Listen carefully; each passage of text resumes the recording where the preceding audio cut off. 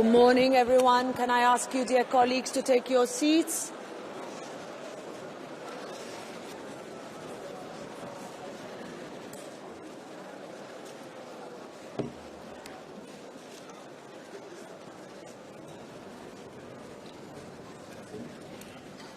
Please take your seats. Let's start.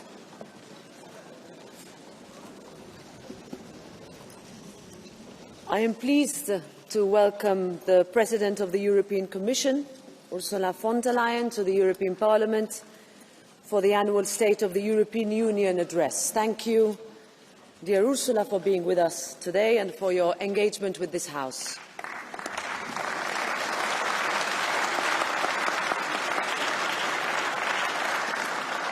In these unprecedented times, dear colleagues, we need clarity and we need resolve. We need a Europe that takes responsibility for its security, a Europe that makes it easier for businesses and that protects jobs by simplifying our processes and cutting unnecessary red tape, a Europe that is fairer for families, workers and women, that ensures safer streets for our children, and a Europe that stands up for the democratic values that define us on the world stage. When the world too often feels like it is on fire with Russia's aggression against Ukraine, the horrific situation in Gaza and the Middle East, a redefined transatlantic relationship and more engagement of Europe across the world, this Parliament and the people we represent are very eager to hear how Europe can step up with new and bold ideas. And I know that this, as always, will be a lively and energised debate, and that it will be based on mutual respect, protecting the dignity of this House. So, dear President, dear Ursula, the floor is yours.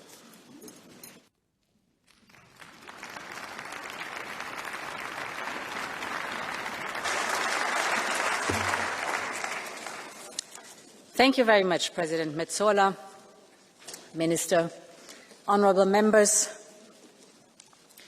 Europe is in a fight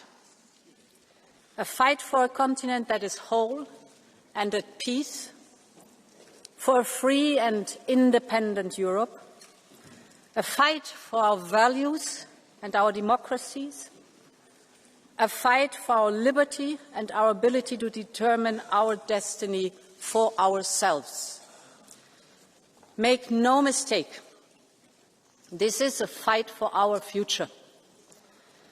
And I thought long and hard about whether to start this State of the Union address with such a stark appraisal.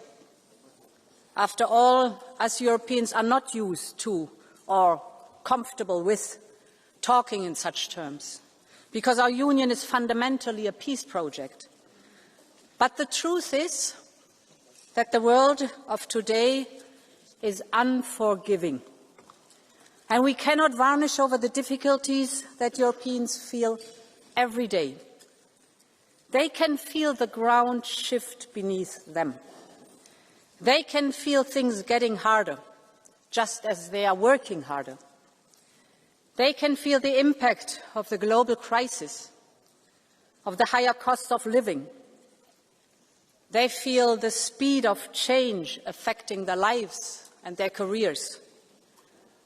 And they worry about the endless spiral of events they see on the news, from the devastating scenes in Gaza to the relentless Russian barrage on Ukraine. We simply cannot wait for this storm to pass. This summer showed us that there is simply no room or no time for nostalgia. Battle lines for a new world order based on power are being drawn right now. So yes, Europe must fight for its place in the world, in which many major powers are either ambivalent or openly hostile to Europe, a world of imperial ambitions and imperial wars, a world in which dependencies are ruthlessly weaponized, And it is for all these reasons that a new Europe must emerge.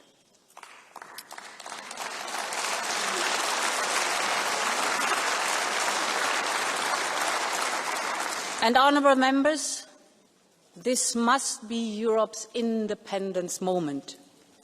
I believe this is our Union's mission, to be able to take care of our own defence and security, to take control over the technologies and energies that will fuel our own economies, to decide what kind of society and democracy we want to live in, to be open to the world and choose partnerships with allies, old and new. Ultimately, it is about having the freedom and the power to determine our own destiny. And we know we can do it, because together we have shown what is possible when we have the same ambition, unity and urgency.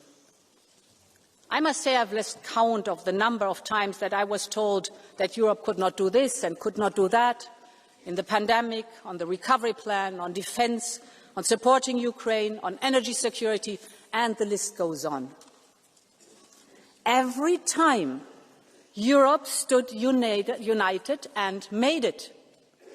And we need to do the same now. So, honourable members, the central question for us today is a simple one. Does Europe have the stomach to fight? Do we have the unity and the sense of urgency, the political will and the political skill to compromise? Or do we just want to fight between ourselves, be paralysed by our divisions? That is what all of us have to answer. Every member state, every member of this House, every commissioner, all of us. And in my eyes, the choice is very clear. So my pitch today is a pitch for unity. Unity between member states. Unity between European institutions.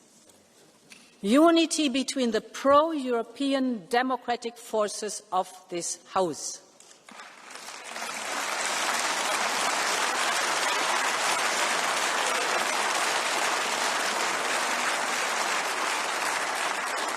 I'm here, and the entire college is here, ready to make this happen with you, ready to strengthen the pro-European democratic majority, because it is the only one that can deliver for Europe.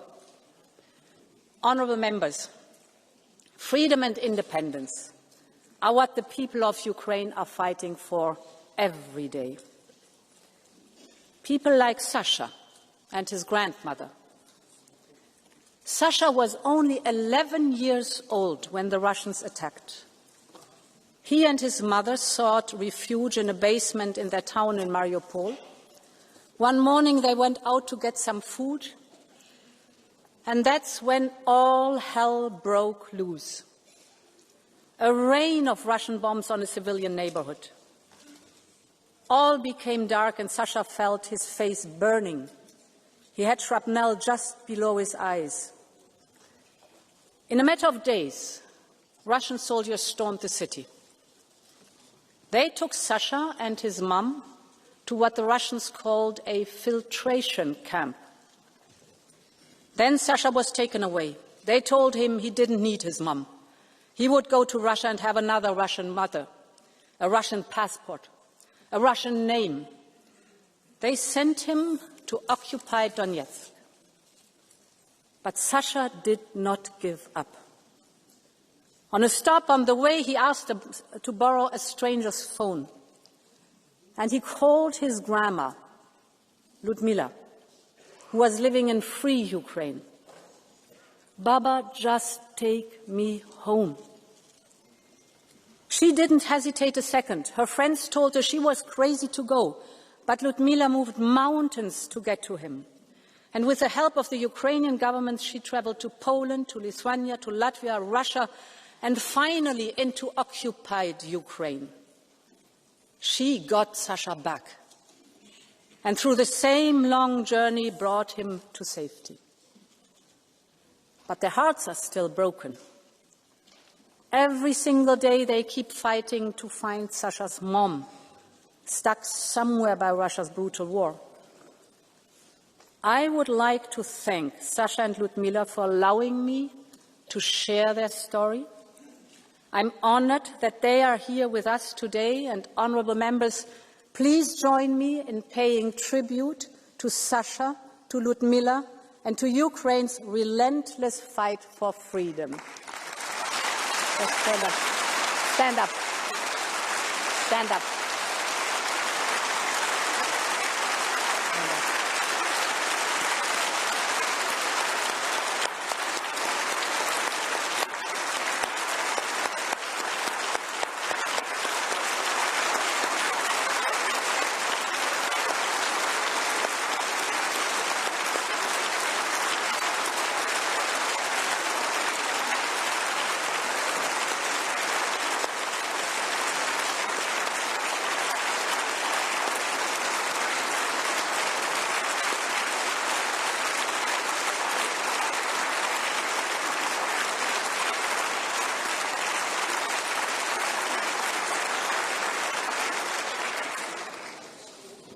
Sadly, Sasha's story is far from unique.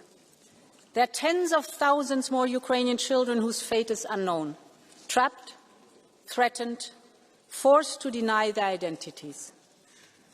We must do everything in our power to support Ukraine's children. And that is why I can announce that, together with Ukraine and other partners, I will host a summit of the International Coalition for the Return of Ukrainian Children. Every abducted child must be returned.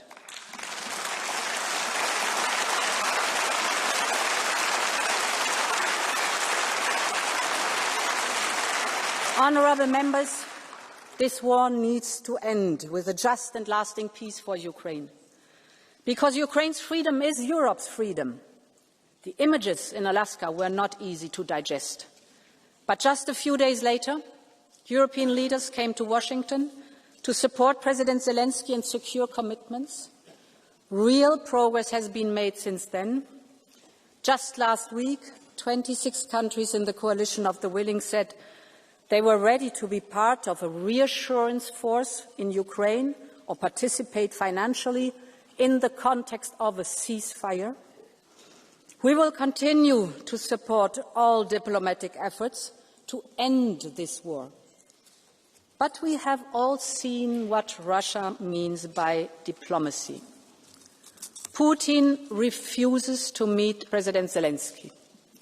Last week, Russia launched the largest number of drones and ballistic missiles in a single attack.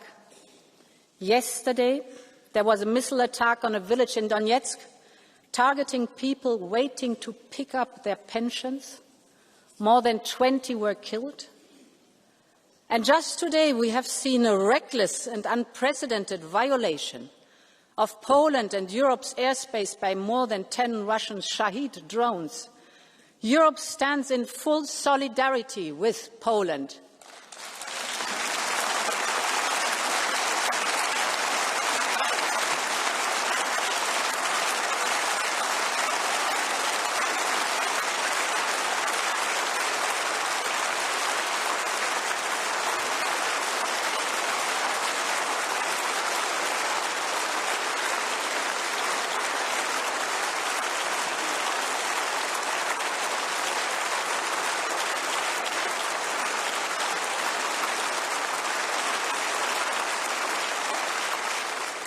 Putin's message is clear, and our response must be clear too. We need more pressure on Russia to come to the negotiation table. We need more sanctions. We are now working on the 19th package in coordination with partners. We're particularly looking at phasing out Russian fossil fuels faster. We're looking at the shadow fleet and at third countries. And at the same time, we need more support for Ukraine. No one has contributed as much as Europe. Close to 170 billion euros of military and financial aid so far, and more will be needed. And it should not only be European taxpayers who bear the brunt of this. This is Russia's war, and it is Russia that should pay.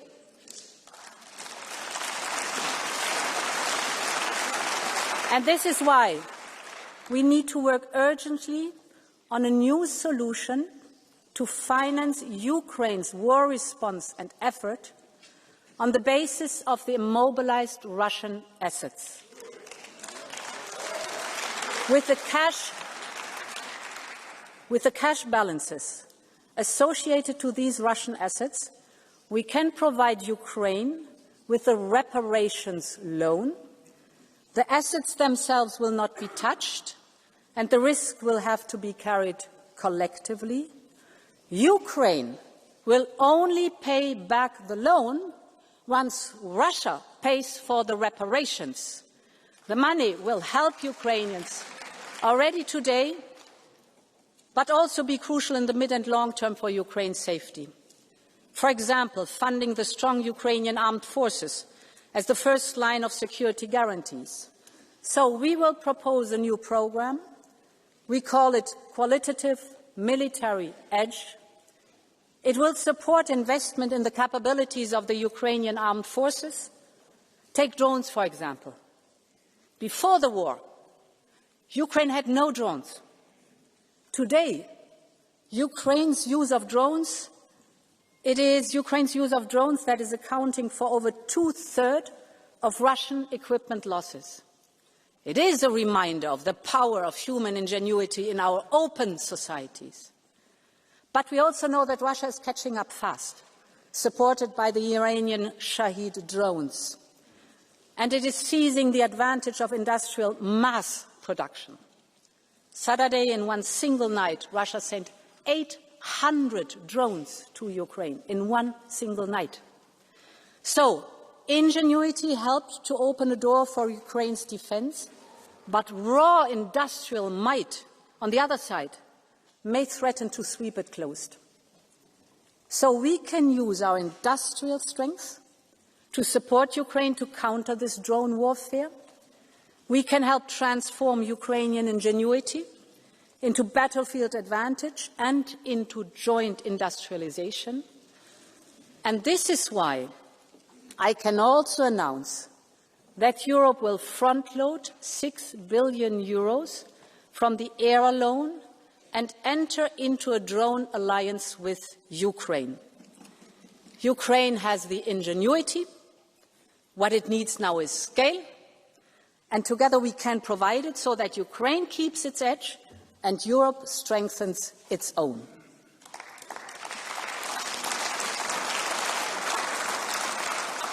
Mesdames et Messieurs les députés, l'économie de guerre de Poutine continuera même si la guerre cesse.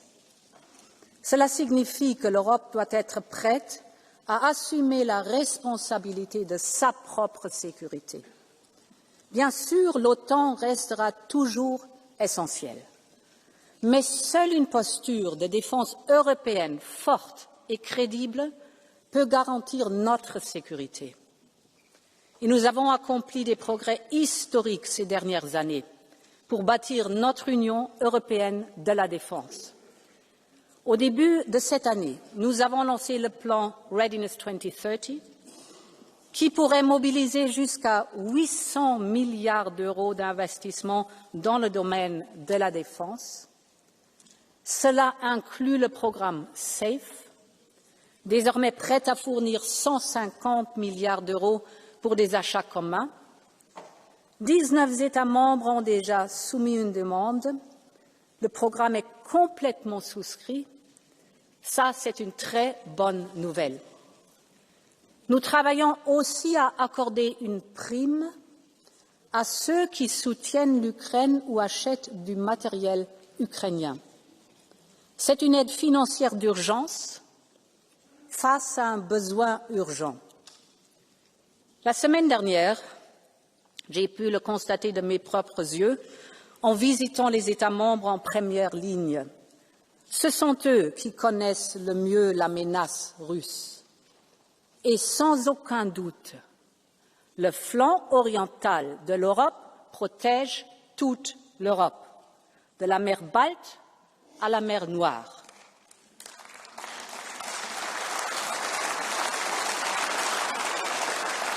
Et c'est pourquoi nous devons investir pour le soutenir avec le Eastern Flank Watch. Cela signifie doter l'Europe de moyens stratégiques indépendants. Nous devons investir dans la surveillance spatiale en temps réel afin qu'aucun mouvement de force ne passe inaperçu. Nous devons répondre à l'appel de nos amis baltes et bâtir ce mur de drones. Ce n'est pas une ambition abstraite, c'est le fondement d'une défense crédible. Une capacité européenne développée, déployée et entretenue conjointement, réactive en temps réel, sans aucune ambiguïté sur nos intentions. L'Europe défendra chaque centimètre carré de son territoire, mesdames et messieurs.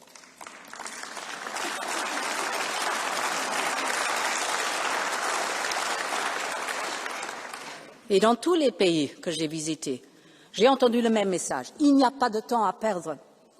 Donc, lors du prochain Conseil européen, nous présenterons une feuille de route claire pour lancer de nouveaux projets communs en matière de défense, fixer des objectifs précis pour 2030 et créer un semestre européen de défense, parce que 2030, c'est demain. Et c'est aujourd'hui que l'Europe doit se préparer. Honourable members, when we talk about independence, we're talking about choosing our destiny.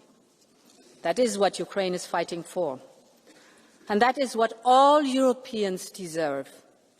Because Europe is an idea, the idea of freedom and mutual strength. This was the idea that drove the post-1989 generation, when East and West came together. And it is as powerful now as it was then. And this is why we are bringing future member states closer to our union, investing, supporting reforms, integrating into the single market. We must keep up the speed on this merits-based process, because only a united, I would even say a reunited Europe can be an independent Europe.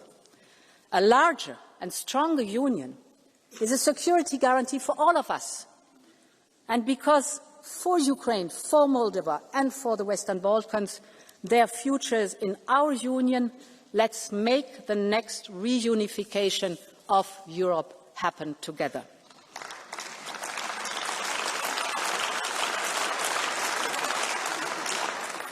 Honourable members, what is happening in Gaza has shaken the conscience of the world. People killed while begging for food. Mothers holding lifeless babies. These images are simply catastrophic. So I want to start with a very clear message. Man-made famine can never be a weapon of war. For the sake of the children, for the sake of humanity, this must stop.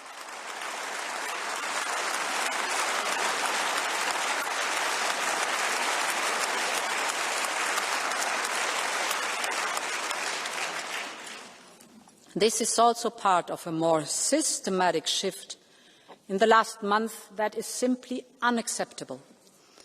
We have seen the financial suffocation of the Palestinian Authority.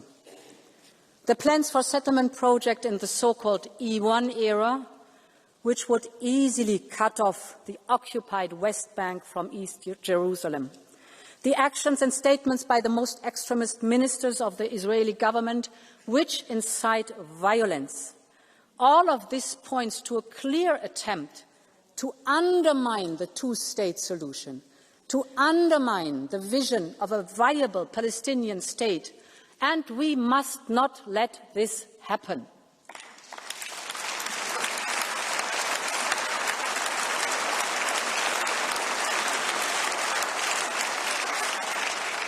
And, honourable member, it truly pains me to say these words, and I know that for many citizens, Europe's inability to agree on a common way forward is equally painful. They are asking how much worse things must get before there is unity in response. I understand, because what is happening in Gaza is unacceptable, and because Europe must lead the way, just as it has done before. Our financial support and humanitarian aid far outweigh that of any other partner. Our commitment to a viable Palestinian Authority is keeping the two-state solution alive, and we must urge others to urgently step up too, both in the region and beyond. But, of course, Europe needs to do more. Many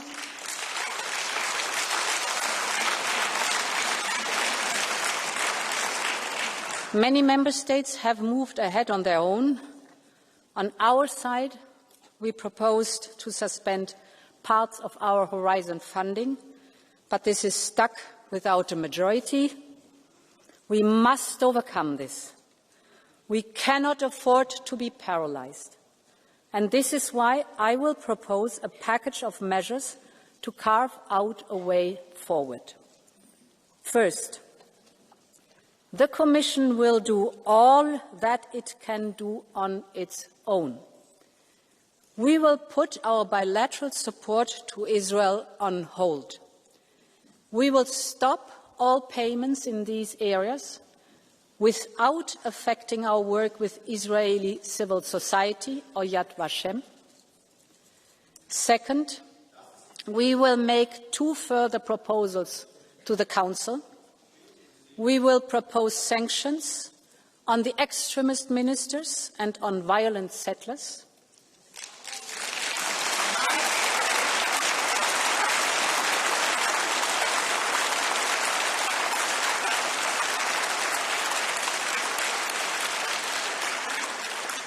And we will also propose a partial suspension of the Association Agreement on trade-related matters.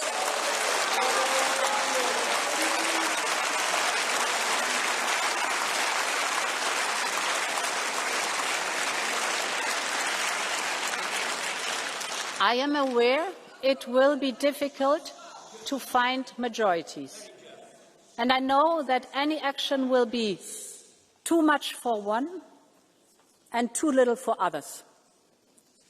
But we must all take our own responsibility: Parliament, Council, Commission. My third point: we will set up a Palestine donor group next month, including a dedicated instrument for Gaza reconstruction.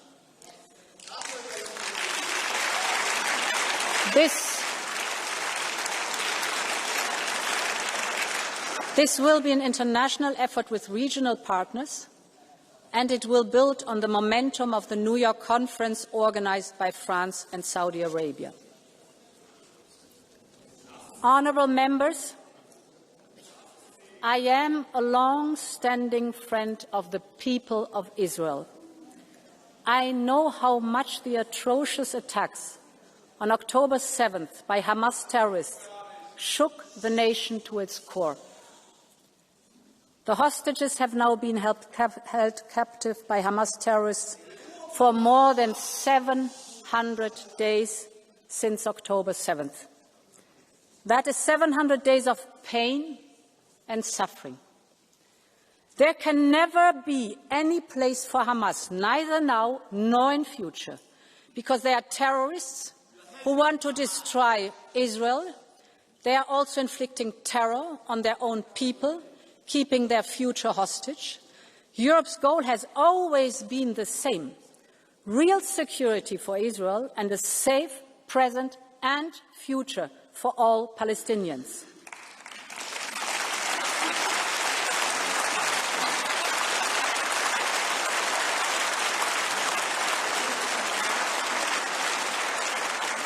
And that means that hostages must be released, that there should be unrestrained access to all humanitarian aid, and that there must be an immediate ceasefire. But in the longer term, the only realistic peace plan is based on 2 states, living side by side in peace and security, with a secure Israel, a viable Palestinian Authority, and the scourge of Hamas removed. That is what Europe has always stood for, and it is time to come together and help make this happen.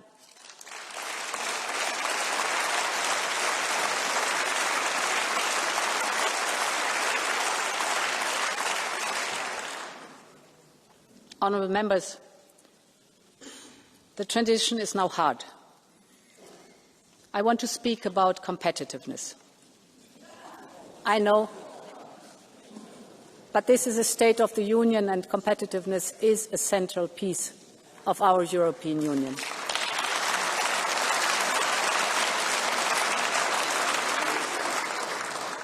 Europe's independence will depend on its ability to compete in today's turbulent times. We have everything it takes to thrive here in Europe, from our single market to our social market economy. But we know the economic and geopolitical headwinds are strong, and I just talked about it. And we have seen how dependency can be used against us. And this is why we will massively invest in digital and clean tech, with more to come in our future competitiveness fund and a doubled horizon, our research and innovation programme. And we are tackling the key bottlenecks identified by the Draghi report.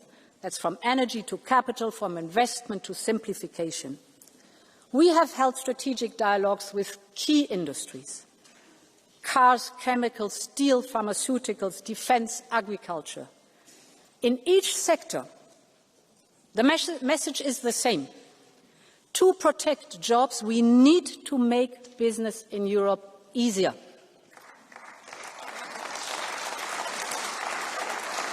A digital euro, for example, will make it easier for companies and consumers alike.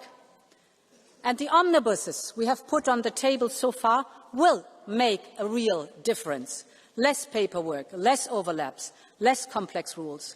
Our proposal will cut 8 billion euros per year. 8 billion cut of bureaucratic costs for European companies. And further omnibuses are on their way, for example, on military mobility or on the digital. For innovative companies, we are preparing the so-called 28th regime and speeding up the work on the Savings and Investment Union.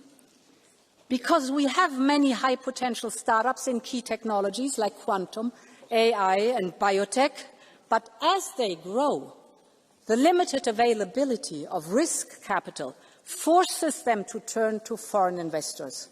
And this is wealth and jobs going elsewhere. And it jeopardizes our tech sovereignty.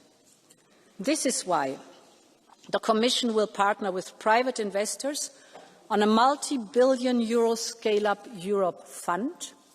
It will help make major investments in young, fast-growing companies in critical tech areas, because we want the best of Europe to choose Europe. And, honourable members, our greatest asset is the single market. But we all know it remains unfinished. The IMF estimates that the internal barriers within the single market are equivalent to a 45% tariff on goods and even a 100% tariff on services. Just think of what we are missing out on. And as underscored by the Letter report, the single market remains incomplete, mostly in 3 domains: finance, energy and telecommunications. So we need clear political deadlines.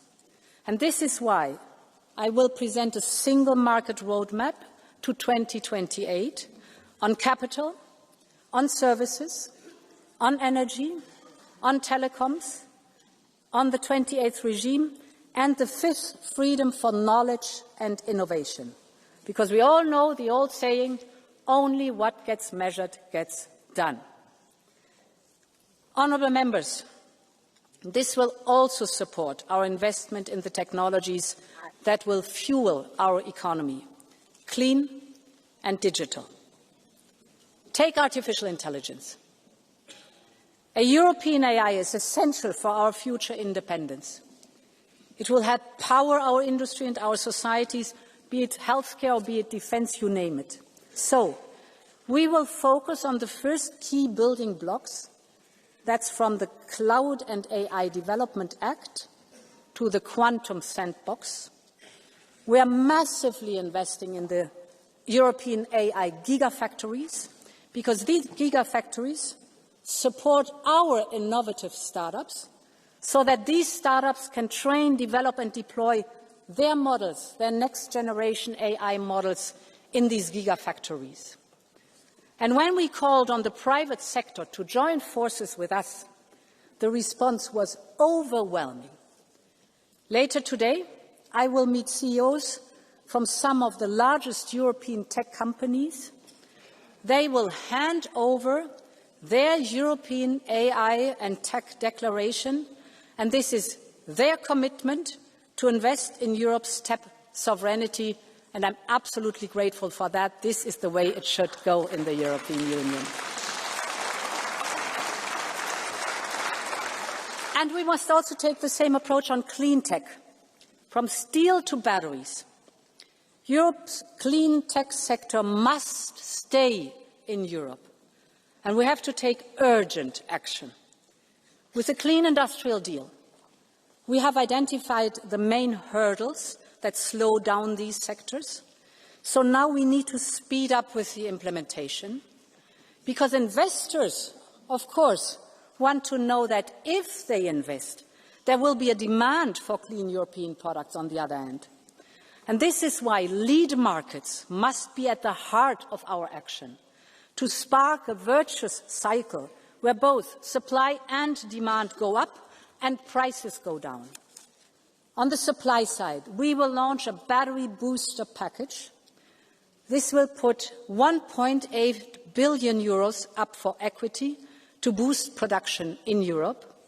You know that batteries are key enablers of other clean tech, especially electric vehicles.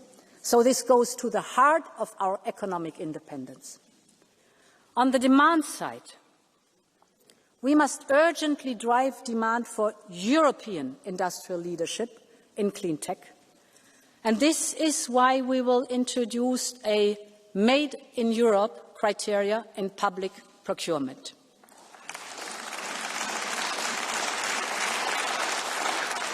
And when we invest in Global Gateway, for example, we set strong incentives for partners to buy European. I'm convinced the future of clean tech will continue to be made in Europe. But for that, we also need to make sure that our industry has the materials here in Europe. And the only answer here is creating a truly circular economy. So, we must move fast on the Circular Economy Act and move ahead in those sectors that are ready. And finally, we need to keep the speed. So the Commission will propose an Industrial Accelerator Act for the key strategic sectors and technologies. In sum, when it comes to digital and clean tech, we have to be faster, smarter, and we have to be more European.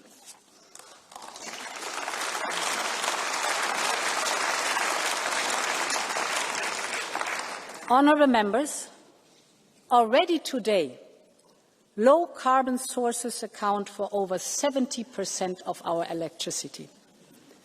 We are global leaders in clean tech patents, better than the United States, racing with China. When it comes to venture capital for clean tech, we are catching up with the United States and way ahead of China. We're firmly on track to achieve our 2030 targets to cut emissions by at least 55%. This is the power of the European Green Deal, and we must stay the course on our climate and environmental goals. This is a must, honourable members.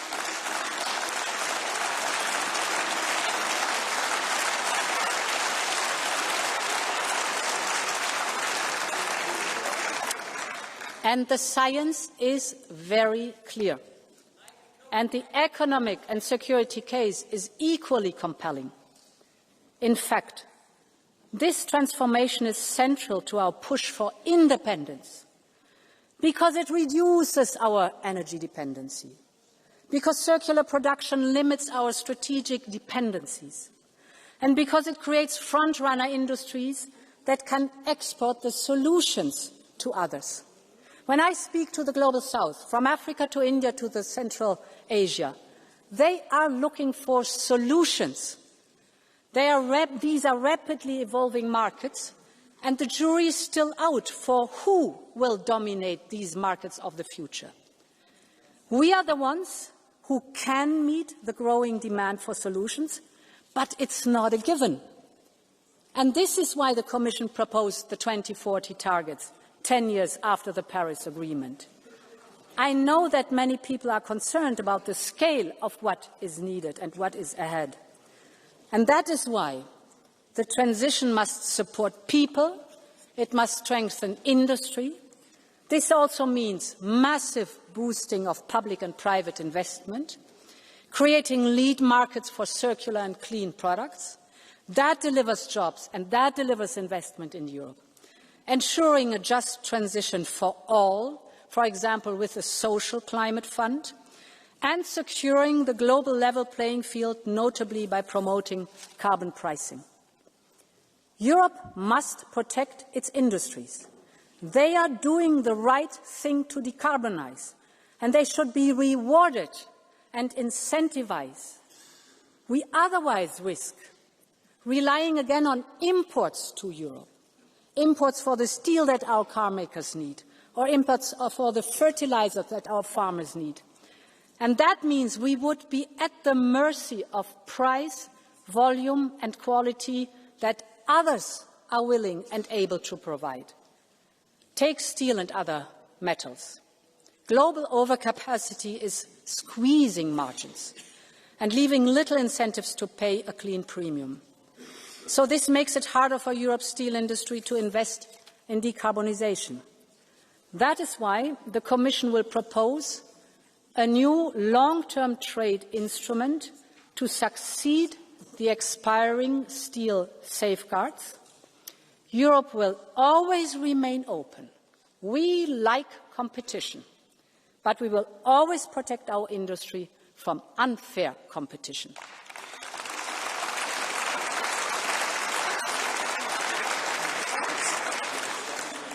Honourable members, when we talk about competitiveness, we talk about jobs.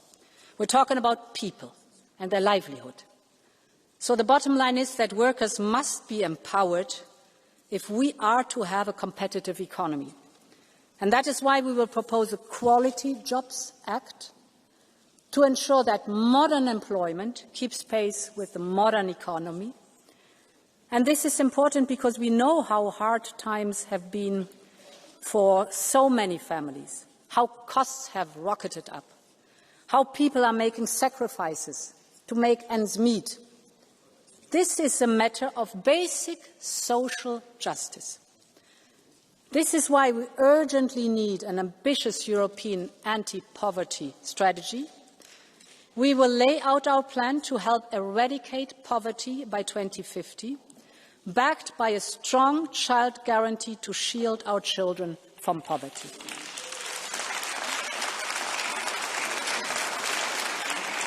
And we will also put forward a series of packages on affordability and the cost of living.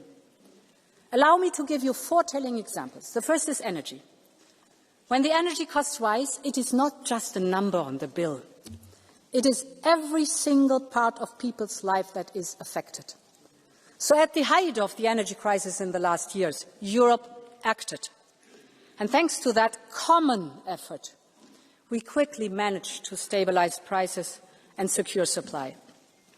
We are now on the path to energy independence. But energy bills are still a real source of anxiety for millions of Europeans, and costs are still structurally too high for industry. We know what drove prices up. That was dependency on Russian fossil fuels. So it's time to get rid of dirty Russian fossil fuels completely.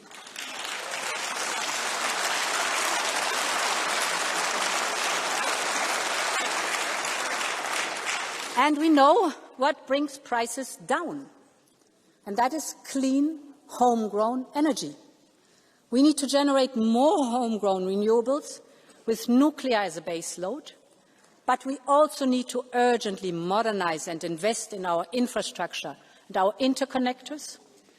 This is why we will propose a new grids package to strengthen our grid infrastructure and speed up permitting.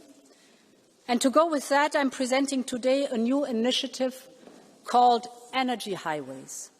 We have identified 8 critical bottlenecks in our energy infrastructure that goes from the Øresund Strait to the Sicilian Canal. We will now work to remove these bottlenecks one by one. We will bring governments and utilities together to address all outstanding issues, because Europeans need affordable energy right now. And honourable members, a home is not just 4 walls and a roof. It is safety. It is warmth. It's a place for family and friends. It is belonging. But for too many Europeans today, home has become a source of anxiety.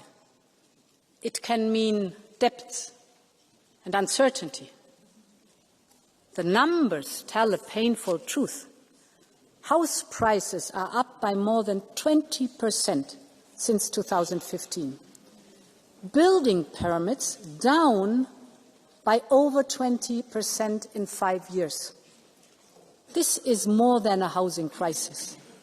This is a social crisis. It tears Europe's social fabric. It weakens our cohesion, and it also threatens our competitiveness. Nurses, teachers and firemen cannot afford to live where they serve. Students drop out because they cannot pay the rent. Young people delay starting families. This is why still this year, after receiving your input, we will present the first ever European affordable housing plan to make housing more affordable, more sustainable and of better quality. It will be a European effort anchored in local realities. We need a radical overhaul of the way we tackle this issue. We need to revise our state aid rules to enable housing support measures. We need to make it much easier to build new houses and student residences. And we will also propose a legal initiative on short-term rentals to tackle the remaining issues. So we need all of society, all lawmakers, all stakeholders to come together. And in this spirit, we will convene the first European Housing Summit to ensure it is at the top of our agenda. Honourable Member, housing is a dignity. It is about fairness. It is about Europe's future. 8 years ago, the European Pillar of Social Rights made housing a social right in Europe. So it's time to turn this promise now into reality. The third example I would like to highlight is cars. Cars are the pillar of our economy and industry. They are our European pride. Millions of jobs depend on it. Earlier this year, we gave the sector more flexibility to reach their 2025 targets. This is working. And with respect for technology neutrality, we are now preparing the 2035 review. Millions of Europeans want to buy affordable European cars. So we should invest in small, affordable cars, both for the European market, but also to meet the surge that we see in the global demand. And this is why we will propose to work with industry on a new, small, affordable car initiative.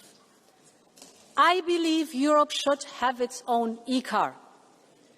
E for environmental, clean, efficient and lightweight. E for economical, affordable for people. E for European, built here in Europe with European supply chains, because we cannot let China and others conquer this market. No matter what, we all know the future will be electric, and Europe will be a part of it. The future of cars and the cars of the future must be made here in Europe.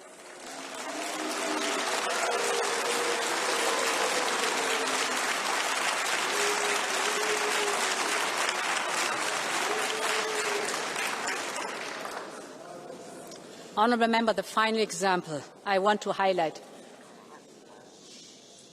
is linked to food. In Europe, we have access to high-quality food that our outstanding farmers and fishers produce at affordable prices. They are also the custodians of our lands and oceans, our biodiversity, the key to our food security.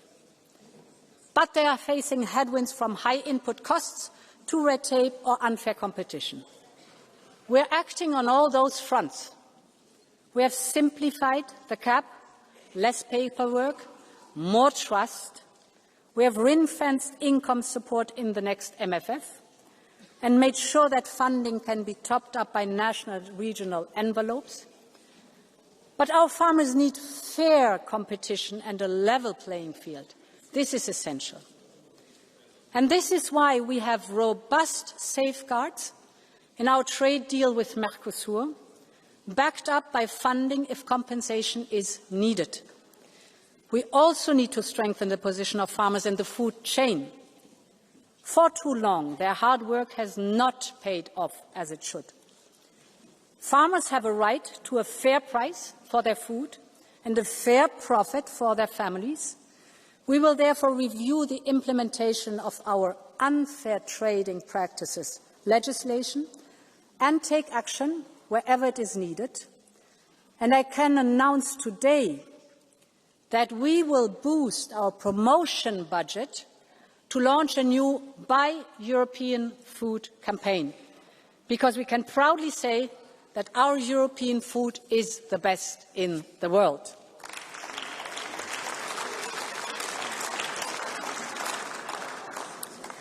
Honourable Members, when we talk about competitiveness and independence, we must talk about our relations with the United States. I've heard many things about the deal agreed in summer. I understand the initial reactions, so allow me to be as clear as I can. Our trading relationship with the United States is our most important. We export over 500 billion euros worth of goods every year. Millions of jobs depend on it. And as President of the Commission, I will never gamble with people's jobs and livelihoods. This is why we did a deal to keep market access for our industries. And we ensured that Europe got the best possible deal out there. We have put our companies at a relative advantage because some of our direct competitors face much higher tariffs from the US. Yes, their baseline might be lower, but when you account for the exceptions that we secured and the additional rates which others have on top, we have the best agreement without any doubt. But I want also to be crystal clear on one point.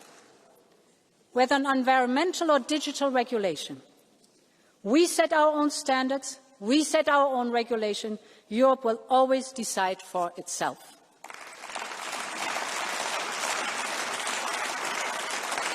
And honourable members, I do not believe in tariffs. Tariffs are taxes. But the deal provides crucial stability in our relations with the United States at a time of grave global insecurity. Think of the repercussions of a full-fledged trade war with the United States. Picture the chaos, and then put that image next to the one from China just last week. China flanked by the leaders from Russia and North Korea. Putin gloating about how Russia-China relations are at an unprecedented high.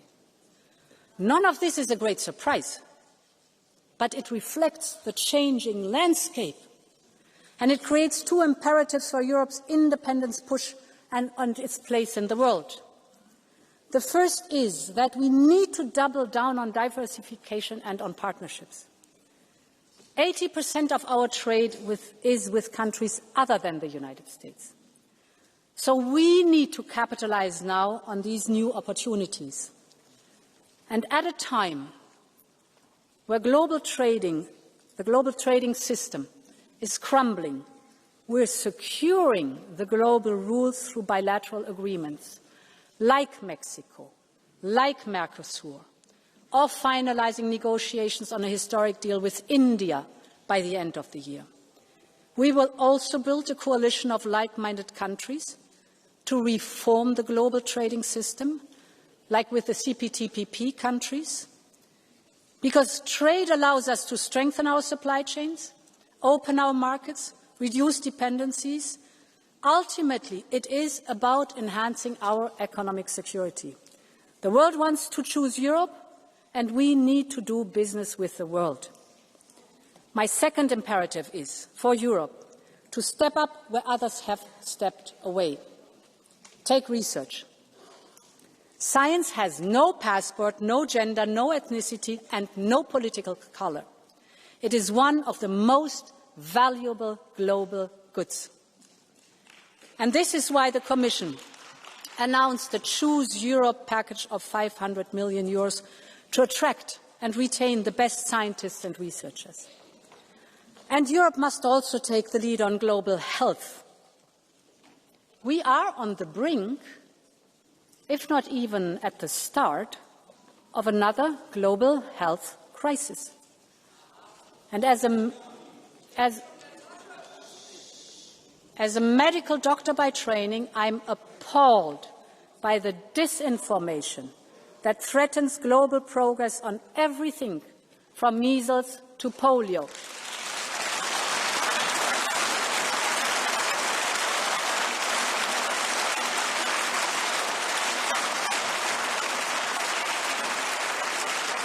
And this is why today I can announce that the European Union will head a new global health resilience initiative, because the world is looking to Europe and Europe is ready to lead.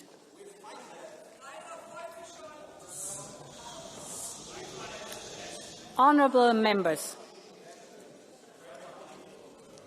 Europe's independence is about protecting our freedoms. And this is very important, because these freedoms, this shouting side of the House should listen very carefully.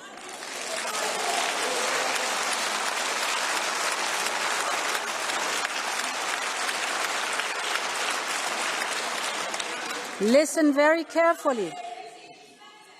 Can you please stop? Can you please stop? Please. Listen very carefully about the freedoms, the freedom to decide, the freedom to speak out, to move around the whole continent, the freedom to vote, to love, to pray, to live in a union of equality. Our democracy and the rule of law are the guarantors of those freedoms.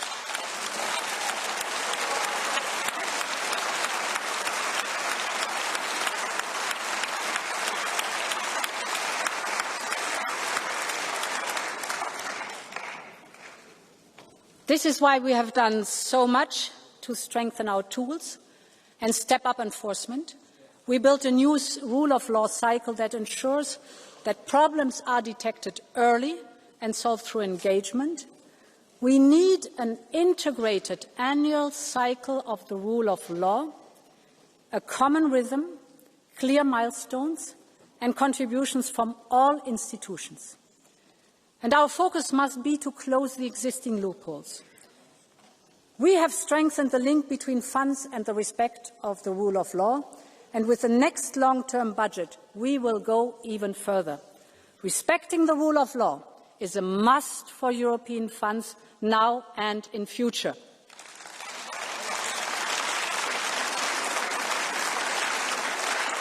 And honourable members, the rise in information manipulation and disinformation, as we hear, is dividing our societies. It is not only eroding trust in the truth, but also in democracy itself. This is why we urgently need the European Democracy Shield. We need more capacity to monitor and detect information manipulation and disinformation. So we will set up a new European Centre for Democratic Resilience. This will bring together the expertise and capacity of member states and neighbouring countries. You obviously are fearing this new centre.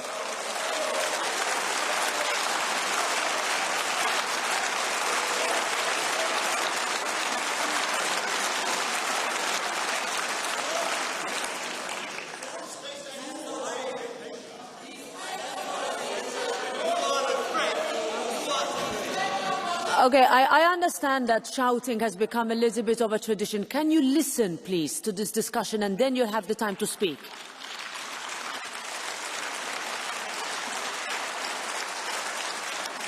In some communities across Europe, traditional media are struggling.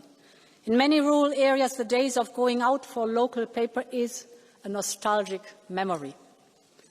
This has created many news deserts where disinformation thrives, and this is so dangerous for our democracy, because informed citizens who can trust what they read and hear are essential to keep those in power accountable. And when independent media is dismantled or neutralized, our ability to monitor corruption and preserve democracy is severely weakened. This is why the first step Listen careful. This is why the first step in an autocrat's playbook is always to capture independent media, because this enables backsliding and corruption to happen in the dark. So we need to do more to protect our media and our independent press. And this is why we will launch a new media resilience programme.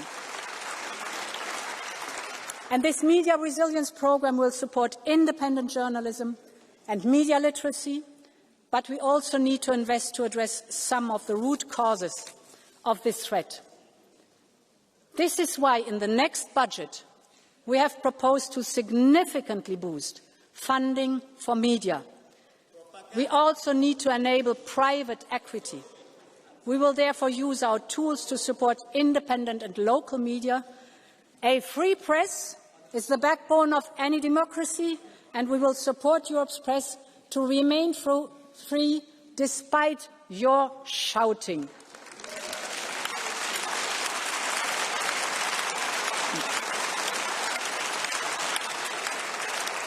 Honourable members, another important point. Okay, Ms. Schneider, please. We have been very fair and understanding, but this is your last warning. Shouting again and you leave the chamber.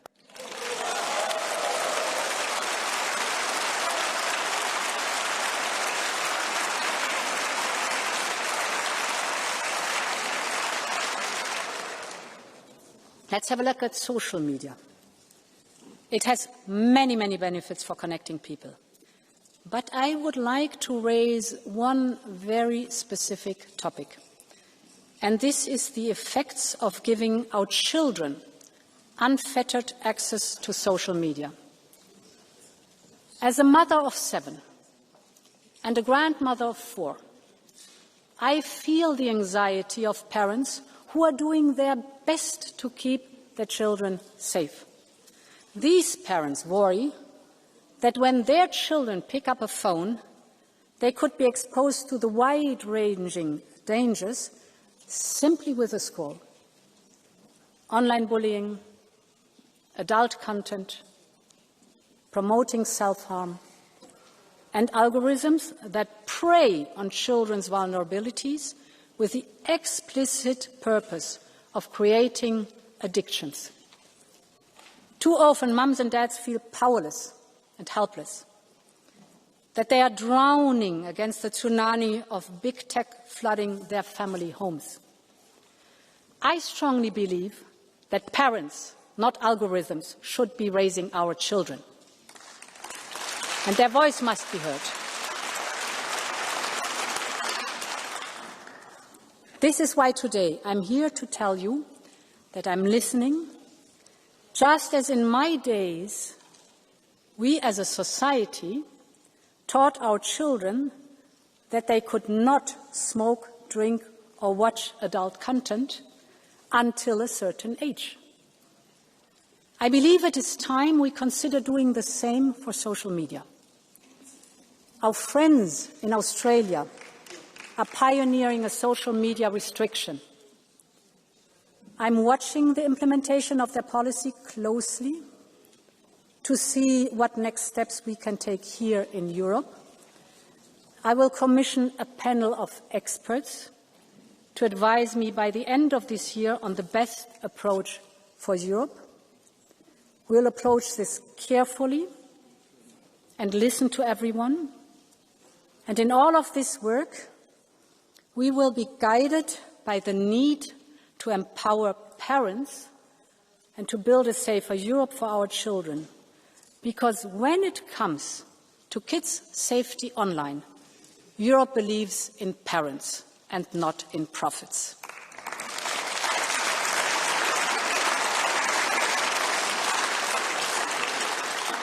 Meine Damen und Herren Abgeordnete, unsere Demokratie zu schützen, ist unsere wichtigste Aufgabe. Aber dafür müssen wir auch zeigen, dass die Demokratie Lösungen für die berechtigten Sorgen der Menschen hat. Nirgendwo ist das deutlicher spürbar als bei dem Thema Migration. Deshalb haben wir vorgeschlagen, die Mittel für das Migrations- und Grenzmanagement im nächsten Haushalt zu verdreifachen, damit wir Migration wirksam steuern und unsere Außengrenzen schützen können. Aber es ist klar, dass mehr nötig ist.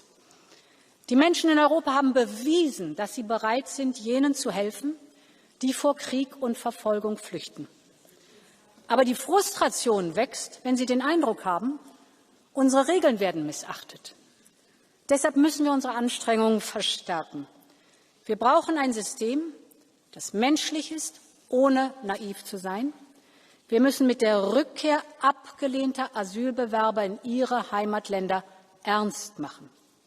Es kann doch nicht sein, dass nur 20% derjenigen, die nicht bleiben dürfen, Europa tatsächlich verlassen.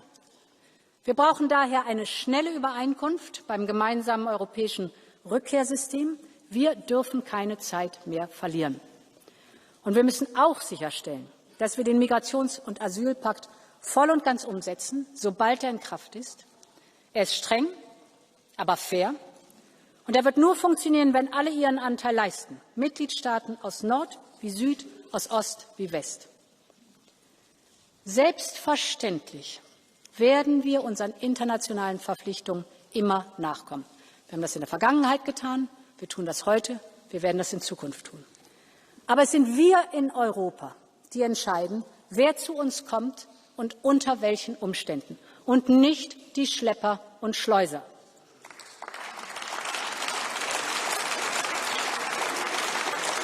Die Schlepper und Schleuser machen Millionen und Abermillionen mit ihren zynischen, falschen und oft fatalen Versprechen. Deshalb müssen wir Ihr Geschäftsmodell zerstören. Die Zahlen gehen zwar insgesamt zurück, aber immer noch versuchen zu viele Schleuser und Schlepper, illegal die Menschen über die Grenzen zu bringen, und oft sterben die Menschen auf dem Weg. Wir müssen mit Social-Media-Plattformen zusammenarbeiten, um die Online-Planung, Online-Werbung für Schleuseroperationen zu beenden. Wir müssen enger mit den Fluggesellschaften kooperieren, gerade auf problematischen Routen wie denen nach Belarus. Und nur wenn wir der Spur des Geldes folgen, können wir die kriminellen Netzwerke aufspüren und ihre Finanzquellen austrocknen. Und wir brauchen ein neues Sanktionsregime, das Schleuser und Menschenhändler ins Visier nimmt, um ihre Vermögenswerte einzufrieren, um ihre Bewegungsmöglichkeiten einzuschränken, um ihre Gewinne zu kappen. Menschenschmuggel ist ein grausames und verbrecherisches Geschäft, und kein Schlepper, kein Schleuser darf in Europa ungestraft davonkommen.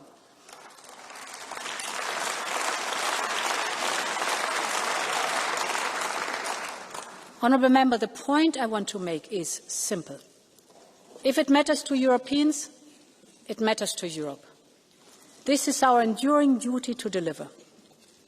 This summer, we all saw the pictures of Europe's forests and villages on fire. More than 1 million hectares were burned. An area around a third of the size of Belgium. The scale of the damage is enormous. And we know it is not a one-off. Climate change is making each summer hotter, harsher, and more dangerous. And this is why we have to radically step up our efforts into climate resilience and adaptations and nature-based solutions. But we must also give ourselves the tools to respond.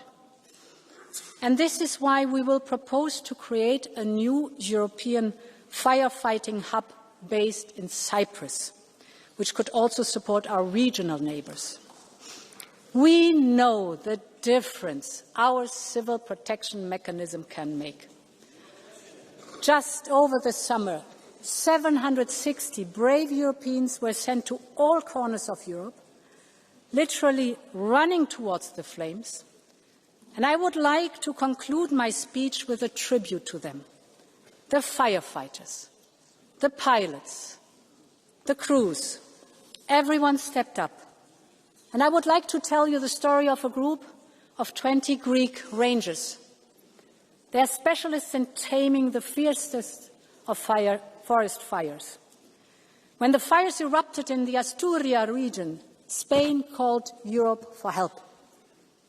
And Greece answered the call. The flames were so vast, the smoke could be seen from space.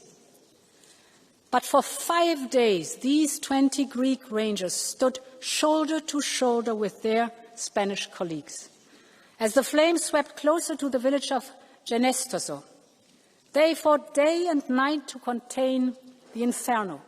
And in the end, together, they tamed the fire and the village was saved. And honourable members, it is such an honour to welcome one of these heroes today.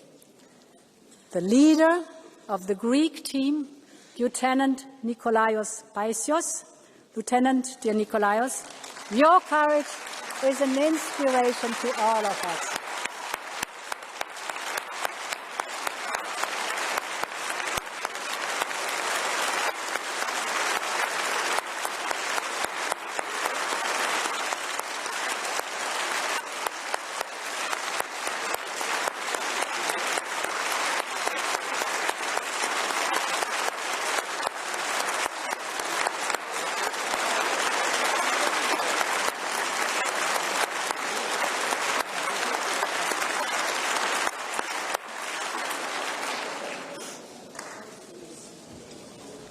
Honourable members, this is Europe as one community. This is the Europe that I love and that you love, we all love. This is the Europe that we must protect at all costs, and we must do that together. I want to work with this House and with all pro-European democratic forces to deliver for Europe. I'm working on legislative packages to empower this pro-European majority. And I'm so delighted, dear Roberta, that we have managed to renew the framework agreement between the Commission and the Parliament. This will only strengthen our cooperation. And it will be an enabler for us to work on the real reforms that are needed. Because I support the right of initiative of the European Parliament. And I believe that we need to move. I believe that we need to move to qualified majorities in some areas, for example, in foreign policy. It is time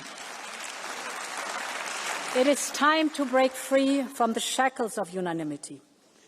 The point is that we need to make sure that our union is faster and can deliver.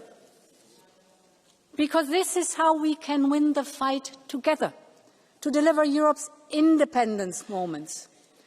And let's remember that we have always had to fight for our freedoms, for the generation that fought hard and hand in hand across our continent, to the underground press that kept the flame of freedom alive, across Central and Eastern Europe during the Cold War, or the forest brothers in the Baltics who resisted Soviet oppression at every turn.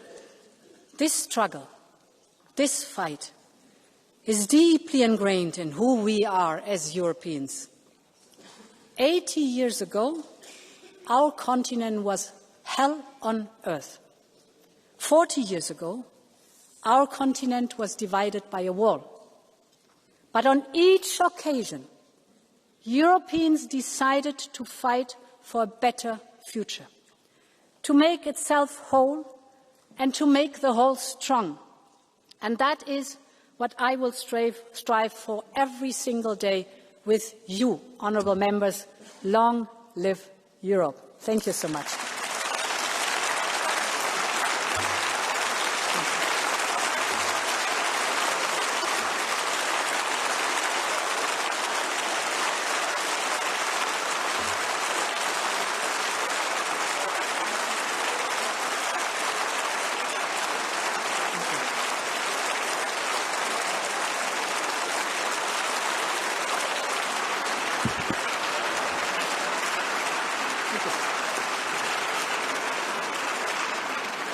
Thank you, President von der Leyen. And now we move to the speakers for the political groups, starting with the chair of the EPP group, Manfred Weber.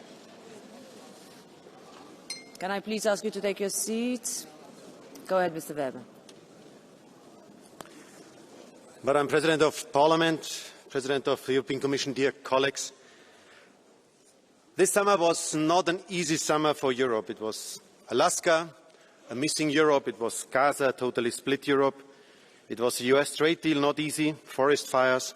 Draghi criticizing the economic policy. Pooh. It was really not easy. And it's now easy to stand here in this plenary and criticize. I think a lot of colleagues after me will do so. They criticize Commission, Commission President, Council.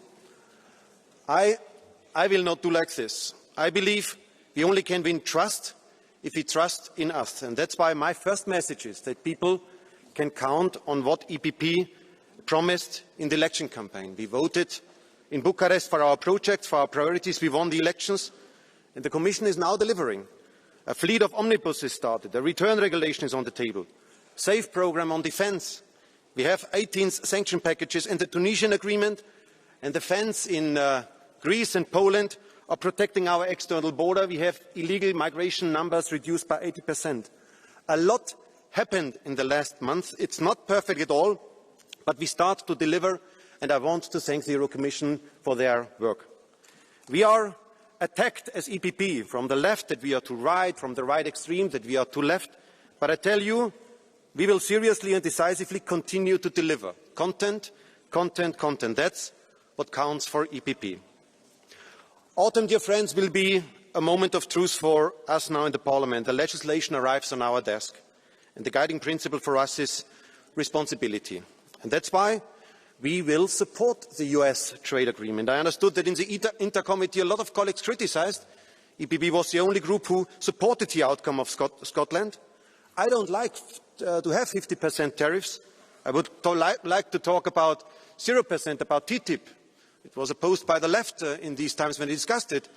But what is the alternative to Scotland? A trade war with the US? Responsibility means also to stand here and say yes to Mercosur, with the proper safeguards for our farmers. We want to have more of these further agreements with Mexico, already presented, India, Indonesia. We have partners who still believe in a rule-based trade order in the world. Mercosur is for us an anti-Trump agreement to show that rule-based approach works. And if we refuse Mercosur, we push South America to China. I know defending Mercosur is not popular, but it's responsible and it is honest to tell it to the people. And speaking about jobs, last year we lost around 90,000 jobs in the European car industry. 90,000 families. We speak as EPP with trade unions. We speak with the CEOs from the car sector, and everybody tells us we need an ambitious climate approach, but also a realistic one. In this moment of time, whole industries in Europe are dying. That's a reality on the ground. We support an ambitious climate approach for 2050, no doubt about this. But we need a technologically neutral approach nuclear energy, combustion engine, and we have to screen the legislation on practicability. That is what we have to do, and we have to do it fast. Dear friends, more single market, more flagship projects, more investments, more digital. We all agreed in this House on the Draghi agenda, and now Draghi is asking us, what are you waiting for in this moment of time? Socialists, I have to say, voted in the Ample Committee against the omnibus, for the rejection of the omnibus proposals. And I listened that also, Irache, you said publicly that socialists take the US trade agreement into question. You don't know whether you will support it or not. I tell you, this behaviour is splitting the platform. This is exactly what is harming the European agenda. We have to deliver now, and that's why we have to be honest in this plenary now. Prime Minister Fredriksson, a socialist leader, stood here in July and presented the agenda for the Danish presidency. She spoke about competitiveness, about stopping illegal migration and security. Key pillars. She asked us to be strong on less bureaucracy and migration. There are two sides of the socialist reality, I have to say. There is the socialists of Sanchez and there is the socialists of Fredriksson in today's Europe. And I hope that we don't see the Spanish political reality spreading to Europe. I tell you, nearly all votes during this week proposed CBAM, Future of Agriculture Policy, Public Procurement, Waste Directive, all votes this week are based on a platform agreement on the committees. That's a reality in our House. It works. Europe does not need another ideological fight in the centre. What we need now are solutions. And we have to act fast, dear colleagues. On the return regulation, Fredriksson again, asking us to be partner for the Danish presidency. On the return regulation, Commission presented the regulation in the first 100 days in office. And it took another 100 days to nominate a rapporteur in the European Parliament. And now we have foreseen the return regulation vote in December, at the end of the Danish presidency.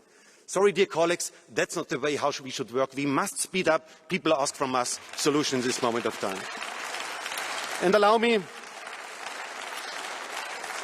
to underline also on the historic moment we are in. Ukraine confirmed, the Alaska event confirmed that the red carpet for Putin ends up in the most brutal attacks against civilians we ever saw. That's a reality. And on Gaza, enough is enough. Hamas is a terrorist organization, no doubt about this, but hunger can never be a weapon. The reality of summer, dear friends, in these historic issues is that we are, as Europeans, alone in a stormy world order. Nobody on global stage is currently listening to us. I said it, on Gaza, totally split Europe.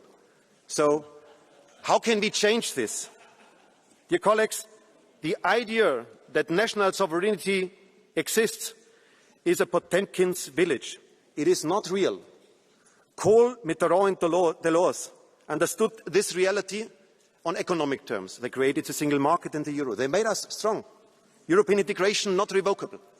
And now Merz, Macron, Tusk and all the others must create the same for foreign affairs and for defence.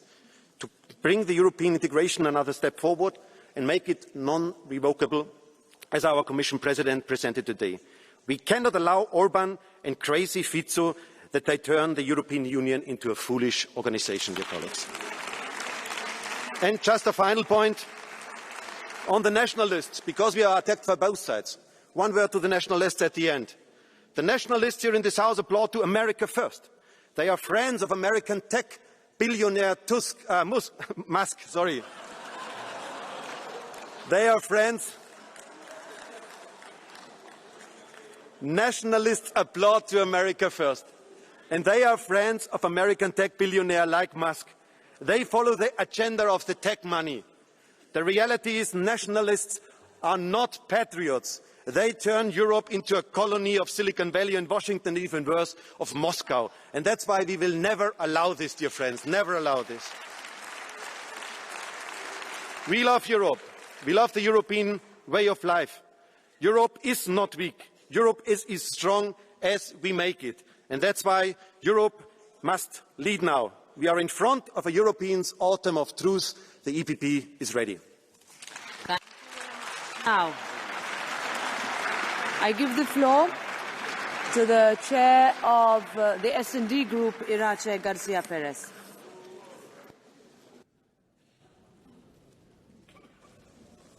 Gracias, presidenta. Presidenta von der Leyen, lo siento mucho. Tengo que decirle que hoy aquí ha quedado claro quién es su mayor enemigo, el señor Weber, el Partido Popular Europeo. Usted ha hecho todos los esfuerzos posibles hoy por intentar traer aquí un programa de trabajo donde todas las fuerzas políticas proeuropeas nos sintiéramos representados. Ha hecho ese esfuerzo, pero usted hoy sabe quién es el responsable de que esa alianza proeuropea y esa plataforma no funcione en este Parlamento. Tiene nombre y apellido, se llama Manfred Weber, se llama Partido Popular Europeo. Presidenta, hoy le hemos escuchado pedir urgencia y unidad. Pero la palabra que resuena en las calles de Europa es otra. ¿Dónde está Europa? Porque la urgencia y la unidad que necesitamos no puede ser a costa de la ambición ni de los intereses de la ciudadanía europea. ¿Dónde estaba Europa cuando se firmó el pacto con Trump, que es injusto? Aceptar un 15% de los aranceles sin ninguna represalia es inaceptable. Prometer a Estados Unidos compras de gas y de petróleo por cientos de miles de millones de euros y también inversión en defensa sin competencias para hacerlo es un abuso de poder. Usted fue a Escocia a enterrar en un campo de golf los informes Draghi y Letta y nuestra autonomía estratégica. Le recuerdo dónde debe invertir. Aquí, en Europa, 800.000 millones anuales con deuda común para financiar la transición verde, la transformación digital, la defensa y el modelo social europeo. Nuestra posición es clara. Enmendaremos el acuerdo. Exigiremos que los productores estadounidenses cumplan los mismos estándares que pedimos en la Unión, porque los agricultores no pueden ser los perdedores de su pacto con Trump. Y si Trump continúa con su guerra comercial, con nuestras leyes digitales, debemos activar el instrumento anticoerción. Señora von der Leyen, ¿dónde está Europa cuando Gaza muere cada día? Más de 64.000 palestinos asesinados, 2 millones de desplazados, casas, hospitales y colegios arrasados, la hambruna usada como arma de guerra, niños ametrallados buscando comida. A mí me hubiera gustado también hoy aquí que pudiéramos haber invitado a Einaz Rajab, niña palestina conocida gracias a periodistas, muchos de los cuales han sido asesinados, y al mundo del cine, una niña que fue asesinada cuando iba a buscar comida. Y detrás de esta niña están Salma, está Brahim, está Mohamed, están miles y miles de niños que no volveremos a escuchar sus voces, no les podremos invitar aquí, han muerto por la masacre del gobierno de Israel. Hemos esperado demasiado tiempo, recibimos sus propuestas y esa presentación de propuestas de romper con el acuerdo. Nosotros pedimos que sea una ruptura total del acuerdo, pero aceptamos esos primeros pasos. Pero llegan demasiado tarde, han costado muchas vidas y tenemos que seguir trabajando y dando la cara.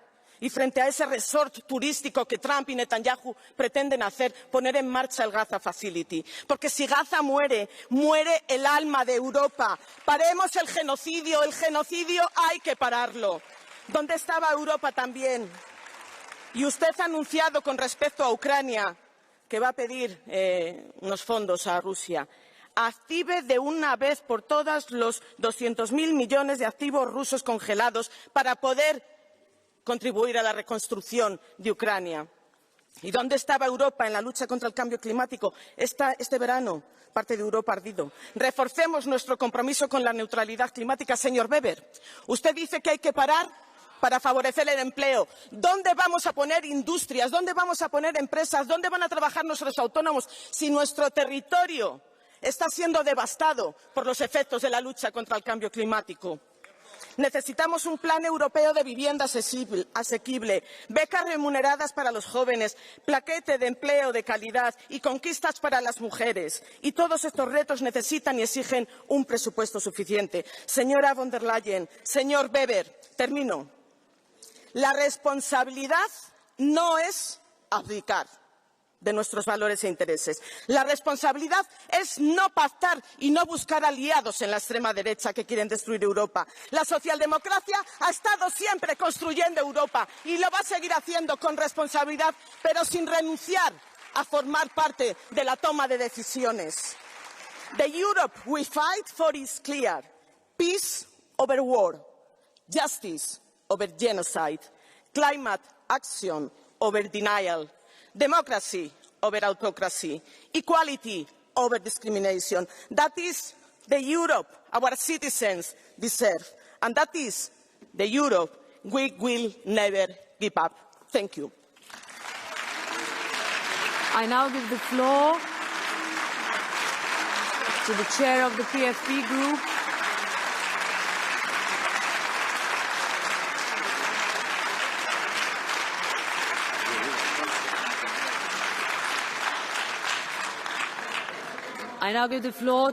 the PFP group, Jordan Bardella.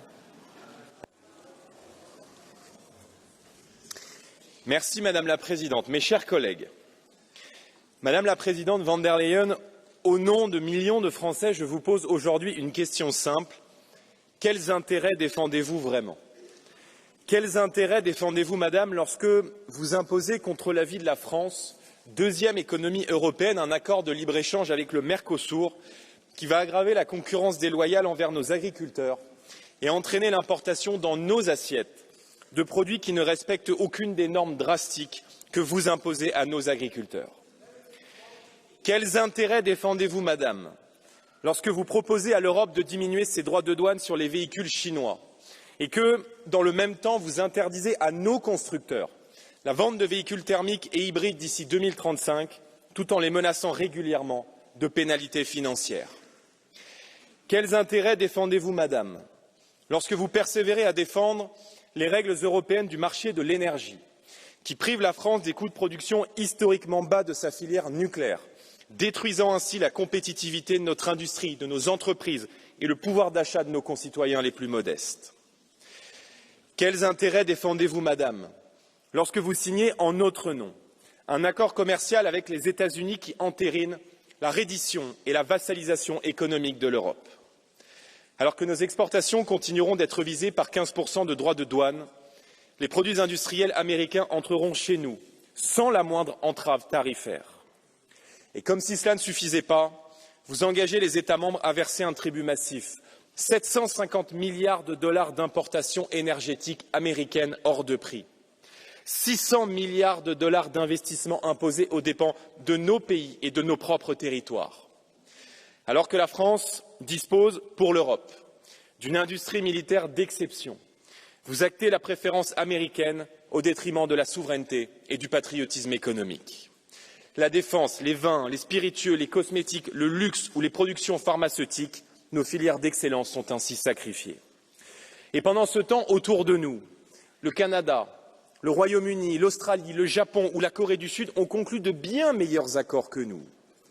En d'autres termes, même les plus petits pays défendent bien mieux leurs intérêts que vous ne l'avez fait vous-même aux États-Unis il y a quelques semaines. L'Union européenne promettait au peuple que l'Union ferait la force. Nous sommes l'une des premières zones économiques du monde et notre marché représente 450 millions de consommateurs et pourtant, vous avez cédé sur tout, ou presque. Quand il s'agit de défendre les intérêts allemands, vous savez défendre l'intérêt national. Aucun chef d'entreprise responsable, aucune femme ni aucun homme d'État soucieux du bien commun n'aurait signé un tel accord. Et pourtant, vous, Madame, vous l'avez fait en notre nom. Je prends aujourd'hui la parole au nom de millions de Français et au nom de millions d'Européens qui estiment à juste titre que l'Union européenne ne défend plus l'Europe. Alors qu'autour de nous, le monde renoue avec la puissance, la croissance et la conquête, vous engagez nos peuples sur le chemin de la disparition et du déclin. L'histoire nous montre qu'une autre voie est possible, et cette histoire vous jugera sévèrement, et notre peuple aussi. Merci. Adesso do la parola al co-presidente del gruppo ECR, Nicola Procaccini. Grazie Presidente. Presidente von der Leyen, parto da lontano ma solo geograficamente.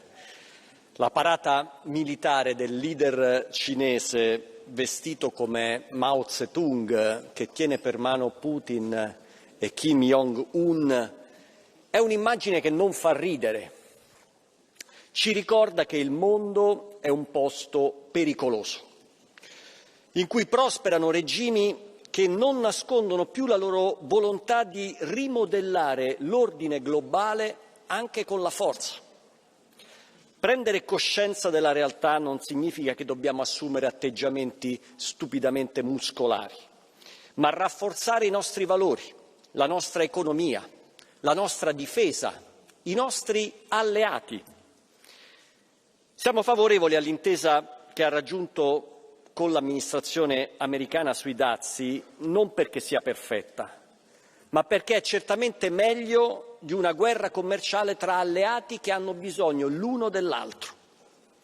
Noi dobbiamo avere il coraggio, come europei, di fare le scelte giuste nel momento giusto. Il Green Deal è stato pensato e voluto in un'altra era geopolitica. Oggi è un ostacolo troppo alto per la competitività europea. E voglio ricordarvi che lo sviluppo economico è la condizione necessaria per poter avere risorse da spendere per la difesa militare, per il welfare, per la difesa dell'ambiente. Mantenere i dazi imposti dall'Unione Europea a se stessa, alla propria industria, addirittura aggiungere nuove tassazioni proprie nel nuovo bilancio pluriennale significa andare nella direzione sbagliata, un errore tragico. Invece mi pare si stia andando nella direzione giusta per quanto riguarda l'immigrazione, cooperando con le nazioni di origine e transito per fermare il traffico di migranti illegali. Ora dobbiamo definire in fretta i paesi terzi sicuri e rendere i rimpatri una pratica effettiva e non una vuota promessa. Ma lasciatemi dire un'ultima cosa, mentre qui discutiamo di accoglienza, in troppe regioni del mondo viene impedito ai cristiani di professare la loro fede.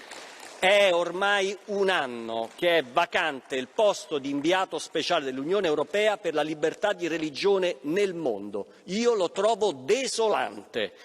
Presidente, per favore, fate presto. Per qualcuno sarà poco importante, per noi conservatori lo è e molto, perché se l'Europa non difende i principi, i valori che l'hanno plasmata, non potrà certo difendere i suoi interessi né i suoi confini. Grazie. Grazie. Maintenant, je donne la parole à la présidente du groupe Renew Europe, Valérie Ayé.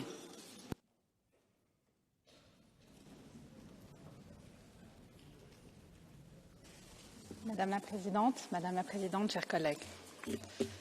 Madame la Présidente, nous sommes en train de perdre les Européens. On a beau être parmi les plus riches au monde, avoir les standards sociaux les plus élevés sur la planète, être les champions des libertés individuelles, mais pourtant, on perd les Européens. On perd les Européens parce que l'Europe qui devait les protéger leur semble faible. Faible face à Trump, faible face à Poutine, faible face à la Chine, faible sur le climat.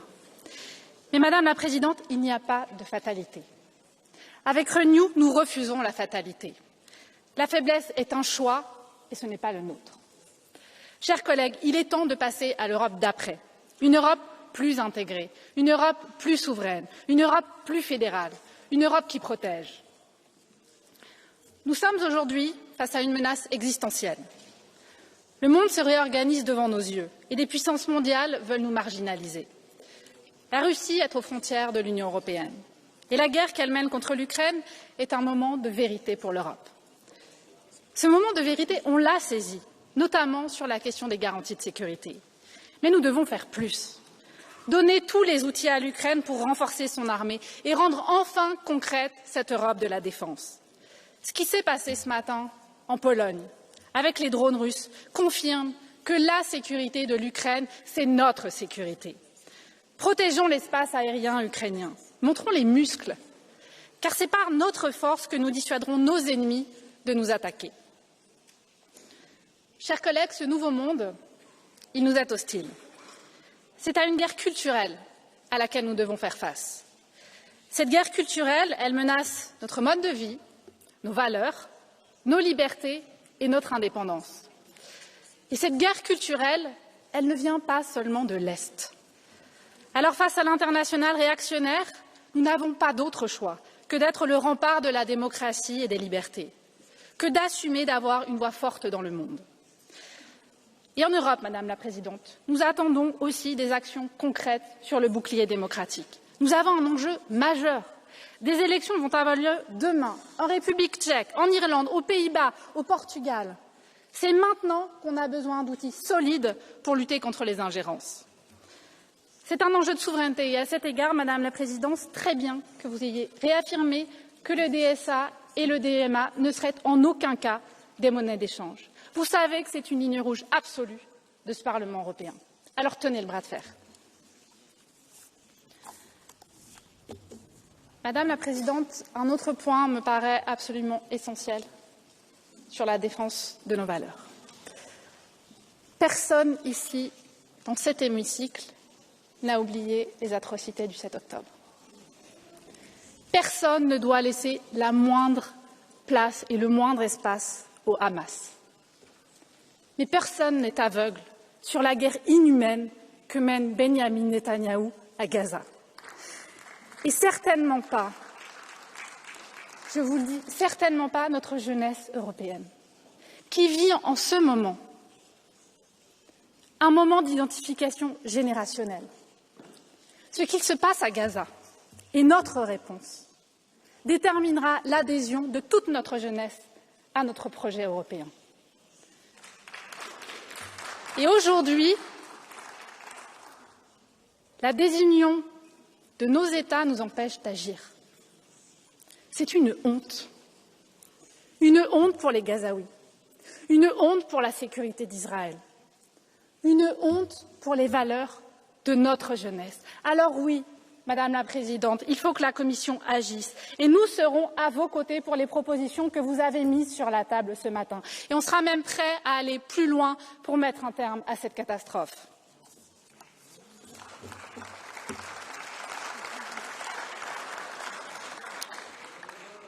Madame la Présidente, la souveraineté de l'Europe, elle passe aussi par notre compétitivité. Et nous, avec Renew, on a une conviction profonde. 2026 doit être l'année du rapport Draghi. Et franchement, moi je vous le dis, ça m'a fait du bien de vous entendre sur l'économie ce matin. Parce que ça fait un an qu'on l'attend. Parce que, mes chers collègues, nous faisons face à une urgence économique. Si nous n'agissons pas, c'est toute notre prospérité qui risque de s'effondrer. Alors mesurons l'urgence. Alors oui, Madame la Présidente, moins de communication, plus de règlements. Oui au 28e régime, oui à la préférence européenne, oui à l'union des marchés de capitaux et oui à votre calendrier pour 2028. J'ai envie de vous dire, si on peut aller plus vite, alors allons plus vite et nous serons à vos côtés là encore. Chers collègues, nous avons agi sur la simplification, c'est très bien. Mais ça ne peut pas être notre seul agenda législatif. Parce que le rapport Draghi, c'est du concret. De l'emploi, de la croissance, une vie meilleure pour tous les Européens. Le rapport Draghi, c'est aussi un espoir. L'espoir d'une Europe qui fait rêver ses citoyens avec de grands projets industriels et technologiques. On doit retrouver à l'échelle européenne la fierté du Concorde, de l'Airbus, de la fusée Ariane. Alors mettons le paquet sur le spatial et mettons le paquet pour que le prochain géant de l'IA soit européen. On a tous les atouts pour ça. On a l'intelligence, on a la technologie. Ce qui manque, c'est des investissements européens pour les entreprises européennes. Ce qui manque, c'est aussi la vision et peut-être pire encore, la capacité politique. Alors, de la même manière que l'économie change, que le monde change, nos règles de gouvernance doivent changer. On le voit bien aujourd'hui. On est trop lent, on n'est pas assez efficace. On a des institutions immatures au service d'un projet politique inabouti. Ce qu'il faut, c'est un Big Bang institutionnel. Et je vous le dis, les réformes institutionnelles, ce n'est pas pour nous faire plaisir. c'est simplement pour délivrer au service des Européens. Ce que Renew vous demande, Madame la Présidente, c'est une grande convention d'urgence. Fin de l'unanimité au Conseil sur les sanctions et les questions fiscales, liste transnationale, plus de pouvoir pour le Parlement européen, plus de pouvoir pour vous, Madame la Présidente, plus de pouvoir pour le ou la présidente de la Commission européenne, élue au suffrage universel direct par les citoyens européens. Mais d'ici là, quand même qu'on se le dise, que ça ne dédouane personne. Parce qu'à traité constant, on peut faire des choses. On a des outils qui existent. Ce qui manque aujourd'hui, c'est la volonté politique exclusivement.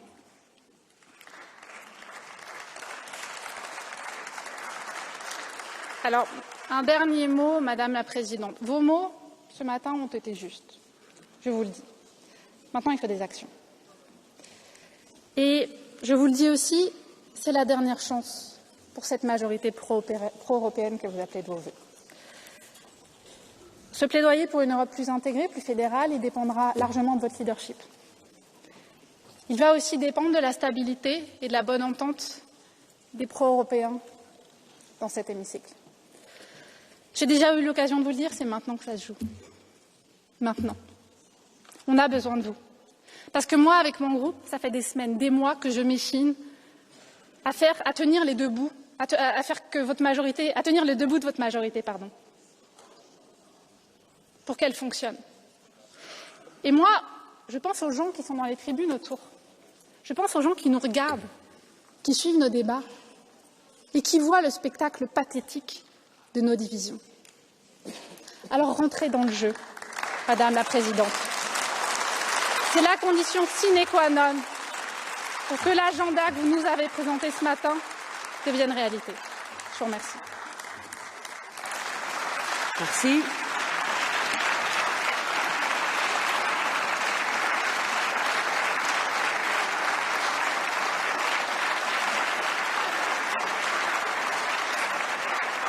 Thank you. Now I give the floor to the co-president of the Green Group, Bas Eickhout. Thank you, Madam President, and also thank you, Commissioner President. Your call for unity has not really landed in your own group leader, I have to say, but we will work on that. We will work on that. And maybe that is also true because the summer was very painful. Let's be honest. Let's be honest. The EU has to back Trump to be at the peace table and is forced to swallow US tariffs. Putin's drones are flying over Poland and children are bombed and starved in Gaza, and we do nothing. Europe has entered a world of power, yet we are still playing chess in a boxing match. Business as usual is a recipe for another 3 years of humiliation. Europe has to stop thinking as a market and start acting as a power. And I have to say,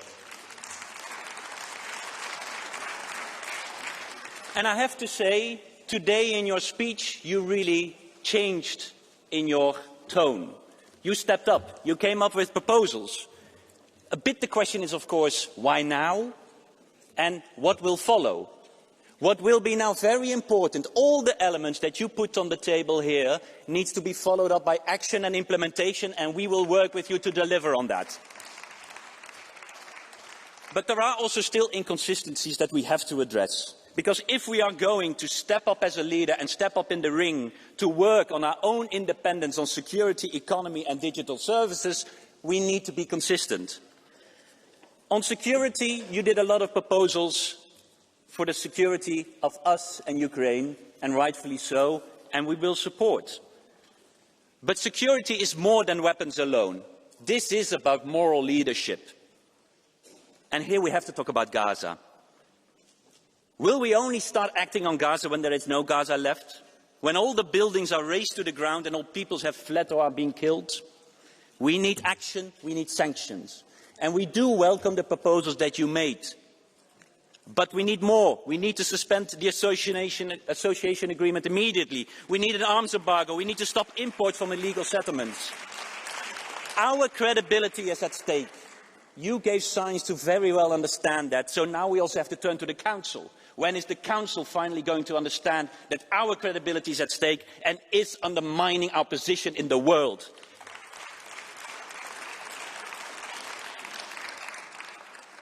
Security also means acting on climate change. And you mentioned the forest fires and you showed the forest fighters. And here really towards the EPP, that you think you can slow down on climate action shows how disconnected you are from reality. We need a thriving economy that stays within our planetary boundaries, and that's what we need to work on. If we go to economic independence, we have to talk about energy. You said we need to be energy independent. But at the same time, you sign a Trump deal that delivers and promises a $750 billion investment in American energy. American energy that is dirtier than we have seen before. And that to replace the Russian LNG gas, that is only 10 billion per year for now. These numbers don't add up. This is really a crazy part of the deal with the United States, and it has to change. Because we should invest this money in European renewables, in European industry, because renewables are the worst enemy of fossil autocrats and are crucial for our competitiveness. And that brings me to competitiveness. Competitiveness is being framed too much as deregulation. And to the EPP, do you really want to fight America on their turf of deregulation? We will never win from the United States on deregulation. That's not the fight we should do. We should fight on our own investments, investing in our workforce, our education, our infrastructure, our green innovation. That's what green investments have to mean. And for that, we also still need to change the Stability and Growth Pact to create that room for investments. You took your initiatives, you mentioned the initiatives on how the Commission can work on demand, or circular economy, on clean tech. But I think it's very important to stress, and you did it, the problem for Europe isn't the Green Deal. The problem is that Europe isn't delivering enough on the Green Deal. On digital dependence, and I will conclude, Madam Chair, on digital dependence, you are also inconsistent. Because on the one hand you say we will keep to DSA and DMA, but what about the AI Act? You are saying that we want to invest in our own digital sovereignty, but what will this omnibus then do? We will make sure that your omnibus will not undermine our own digital sovereignty, and for that, by the way, we still need a digital services tax proposal. To conclude, we need to step our security, economic and digital policies. We don't need deregulation. We need a confident European leadership and ambitious plans. And Mr. Weber, for that, the shouting showed very clearly, you cannot work with them. So if you want unity, work with the centre. For me,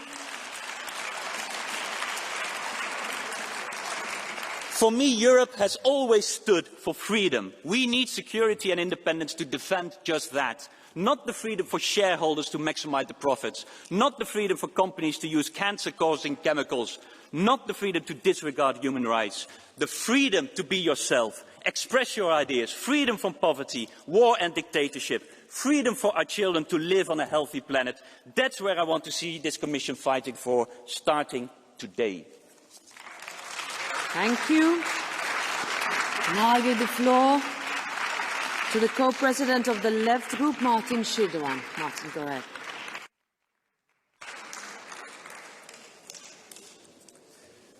Ja, vielen Dank, Frau Präsidentin. Wenn man wie Sie, Frau von der Leyen, Politik machen möchte mit einer Koalition, die von Konservativen, Sozialdemokraten, Grünen und Liberalen reicht, dann braucht man eigentlich keine politischen Gegner mehr. Aber den Gefallen politischen Mitleids wird meine Gruppe Ihnen nicht tun. Denn der von Ihnen mit den USA geschlossene Handelsdeal ist ein Angriff auf unsere industrielle Basis und auf viele tausende Arbeitsplätze. Und das hier auch noch zu loben, das verlangt tatsächlich ein gehöriges Maß an kognitiver Dissonanz. Während Donald Trump die USA rasant in einen autoritären Staat umbaut, unterwerfen Sie europäische Politik unter die wirtschaftlichen und militärischen Interessen der USA. Sie opfern Energiesouveränität, den digitalen Binnenmarkt, Klimaschutz auf dem Altar der hohlen Phrase transatlantischer Partnerschaft. Dieser Deal, den Sie abgeschlossen haben, ist eine Totalkapitulation. Und Sie schließen einen Freihandelsvertrag nach dem anderen ab, Mercosur, Mexiko, jetzt bald Indien, und umgehen dabei die nationalen Parlamente und damit die Basis unserer Demokratie. Aber Überkapazität mit mehr Freihandel bekämpfen zu wollen, ist absolut unlogisch. Das ist in etwa so, als würden Sie Brandbeschleuniger in das Feuer der europäischen Wirtschaftskrise schütten. Jeden Monat gehen 10.000 Arbeitsplätze in der EU beim Stahl verloren. Jeder dritte Europäer lebt in prekären Verhältnissen, muss wegen der Abzocke bei Mieten, Energie und Lebensmitteln jeden einzelnen Cent umdrehen. Arm trotz Arbeit, Altersarmut, Kinderarmut bekämpft man aber nicht mit mehr Freihandel, Frau Kommissionspräsidentin, sondern mit mutigen Investitionen in Industrie, in Infrastruktur und in unsere Daseinsvorsorge. Noch die einzigen Investitionen, die Ihnen anscheinend einfallen, sind 800 Milliarden Euro für Aufrüstung und Militarisierung. Und dafür empfiehlt Ihre Behörde dann den Mitgliedstaaten im Gegenzug brutale Kürzungen bei Rente, Gesundheit und Sozialleistungen. Ihre Politik spaltet unsere Gesellschaft. Und wir haben hier heute eine rote Linie gezogen, und wir mussten eine rote Linie ziehen, denn Sie haben viel zu lange angesichts der humanitären Katastrophe und der Kriegsverbrechen der israelischen Armee im Gazastreifen geschwiegen. Ihre Worte reichen nicht. Das Morden muss jetzt sofort enden. Das Assoziierungsabkommen mit Israel muss in Gänze ausgesetzt werden, die Waffenlieferungen eingestellt und die rechtsextremen Minister der Regierung Netanyahu sanktioniert werden. Und seit 3,5 Jahren spielt die EU keine diplomatische Rolle auf dem Weg zum Frieden in Europa. Und auch wenn Sie heute viel über Sanktionen gegen Russland und über Sicherheitsgarantien für die Ukraine gesprochen haben, können Sie nicht über die derzeitige Irrelevanz europäischer Außen- und Sicherheitspolitik hinwegtäuschen. Ihre Bilanz ist eine des sozialen und wirtschaftlichen Scheiterns, der außenpolitischen Doppelmoral und der Unterwerfung unter Autokraten. 60% der Europäer wollen, dass Sie zurücktreten. Tun Sie ihnen den Gefallen. Vielen Dank. I give the floor now to the President of the ESN Group, René Aust.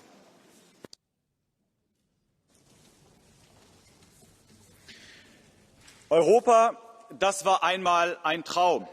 Ein Kontinent, auf dem sich Familien ein eigenes Haus erarbeiten konnten. Ein Kontinent, der Motor war des weltweiten Fortschritts. Ein Europa, in dem Frauen sicher leben konnten, Arme durch gute Sozialgesetzgebung abgesichert waren und junge Menschen die Chance hatten, sich aus ihrem Selbsterarbeiten ein gutes Leben aufzubauen. Doch dieser Traum ist zerstört worden durch Politiker wie Angela Merkel und Ursula von der Leyen. Während die Weltwirtschaft wächst und neue Märkte entstehen, fällt Europa zurück. Wer wissen will, warum, der muss sich nur noch mal die Rede von Ursula von der Leyen vorhin antun.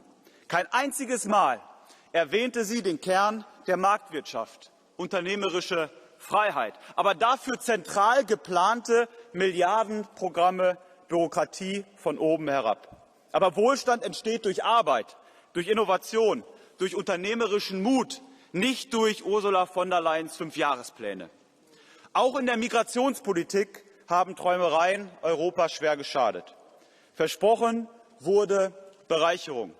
Die Realität: Messerangriffe, Terrorismus, Vergewaltigungen, Drogenbanden von Spanien, Italien über Deutschland bis Rotherham und Malmö. Und in Brüssel, wo die EU immer noch Diversität predigt, denkt die belgische Regierung ernsthaft über den Einsatz der Armee nach, um die Hauptstadt vor der Gewalt migrantischer Banden überhaupt noch schützen zu können. Und Frau von der Leyen, sie redet noch immer in wohlklingenden Marketingphrasen. Sie sprach von Einigkeit auf unserem Kontinent. Die gibt es aber nur, wenn auf diesem Kontinent endlich die Verfolgung der Opposition aufhört. In Rumänien werden Wahlen rückgängig gemacht. In Frankreich und Deutschland Kandidaten von Wahlen ausgeschlossen. Wenn Sie Einigkeit wollen, dann müssen wir zurückkehren zur Demokratie und zur Meinungsfreiheit. Und deswegen sagen wir Ja zu Industriearbeitsplätzen, auch wenn sie CO2 ausstoßen. Nein zu Chatkontrolle und Zensur. Ja zu Remigration in ganz Europa und Nein zu Ursula von der Leyen. I give the floor now for the Council, the Minister for European Affairs, Marie Bjerre.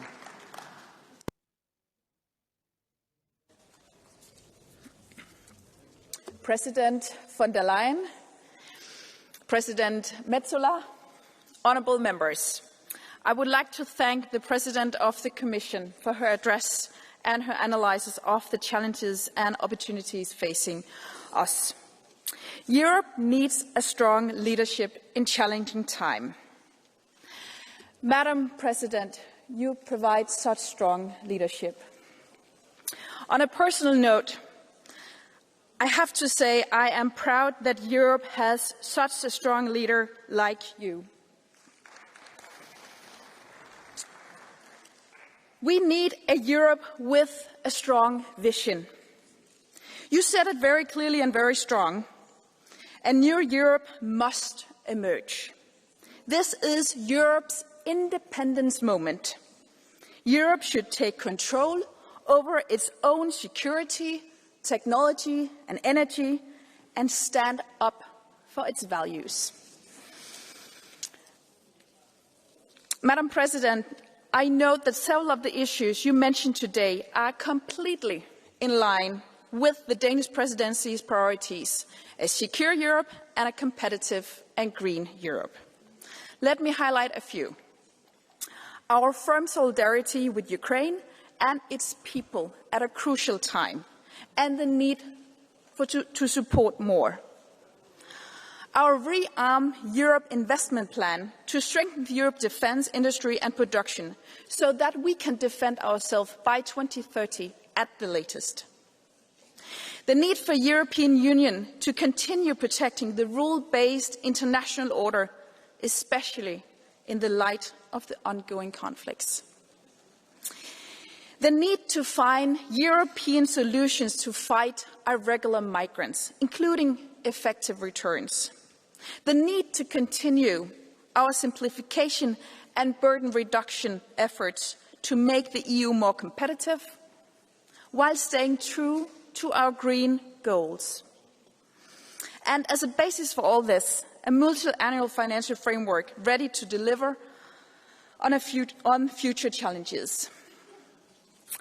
I will not go into further details here, but let me promise you that the Council is ready to continue the good work with Parliament and the Commission on the priorities. The Council discussed the Commission's letter of intent already on our meeting on the 16th of September. This discussion among ministers aims to give input to the upcoming Commission work programme for 2026. We also look forward to working with the Parliament and the Commission on the joint declaration on the EU's legislative priorities for 2026. And we will keep in mind the need to deliver results for Europe, to make Europe stronger, more secure, more competitive. We share your vision, Madam President, to give Europe the freedom and power to choose our own destiny. Thank you. Thank you. Now I give the floor to Dolores Montserrat. 1.5 minutes.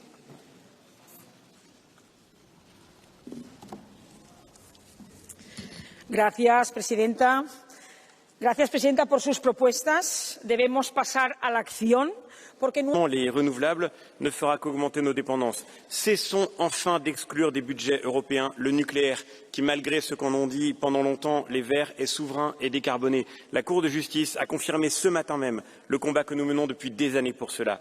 Nous n'avons pas besoin d'un plan pour rendre les petites voitures abordables. Nous avons besoin d'abandonner d'abord la règle qui impose de n'acheter que des voitures électriques. Et ensuite, laissons nos constructeurs innover. Vous voulez faire de la publicité pour les agriculteurs européens, mais commençons par abandonner les coupes massives prévues par la Commission dans les budgets qui leur sont dus et par leur garantir qu'ils ne seront pas la variable d'ajustement du Mercosur. Vous parlez de lutte contre l'immigration illégale. Nous ferons bien sûr le travail au Parlement pour faciliter enfin par le règlement retour les expulsions, mais il faudra aller bien plus loin. Après des années passées à alerter pendant le dernier mandat sur une politique largement dictée par la gauche, qui se préoccupait bien peu à l'époque de ce que pensait la majorité centrale dans ce Parlement comme dans nos pays, nous avons fait un choix clair, mais maintenant il faut des résultats. Merci, Madame. Hold on, Mr. Bellamy, you have a blue card from Mr. Rowson. Will you take it?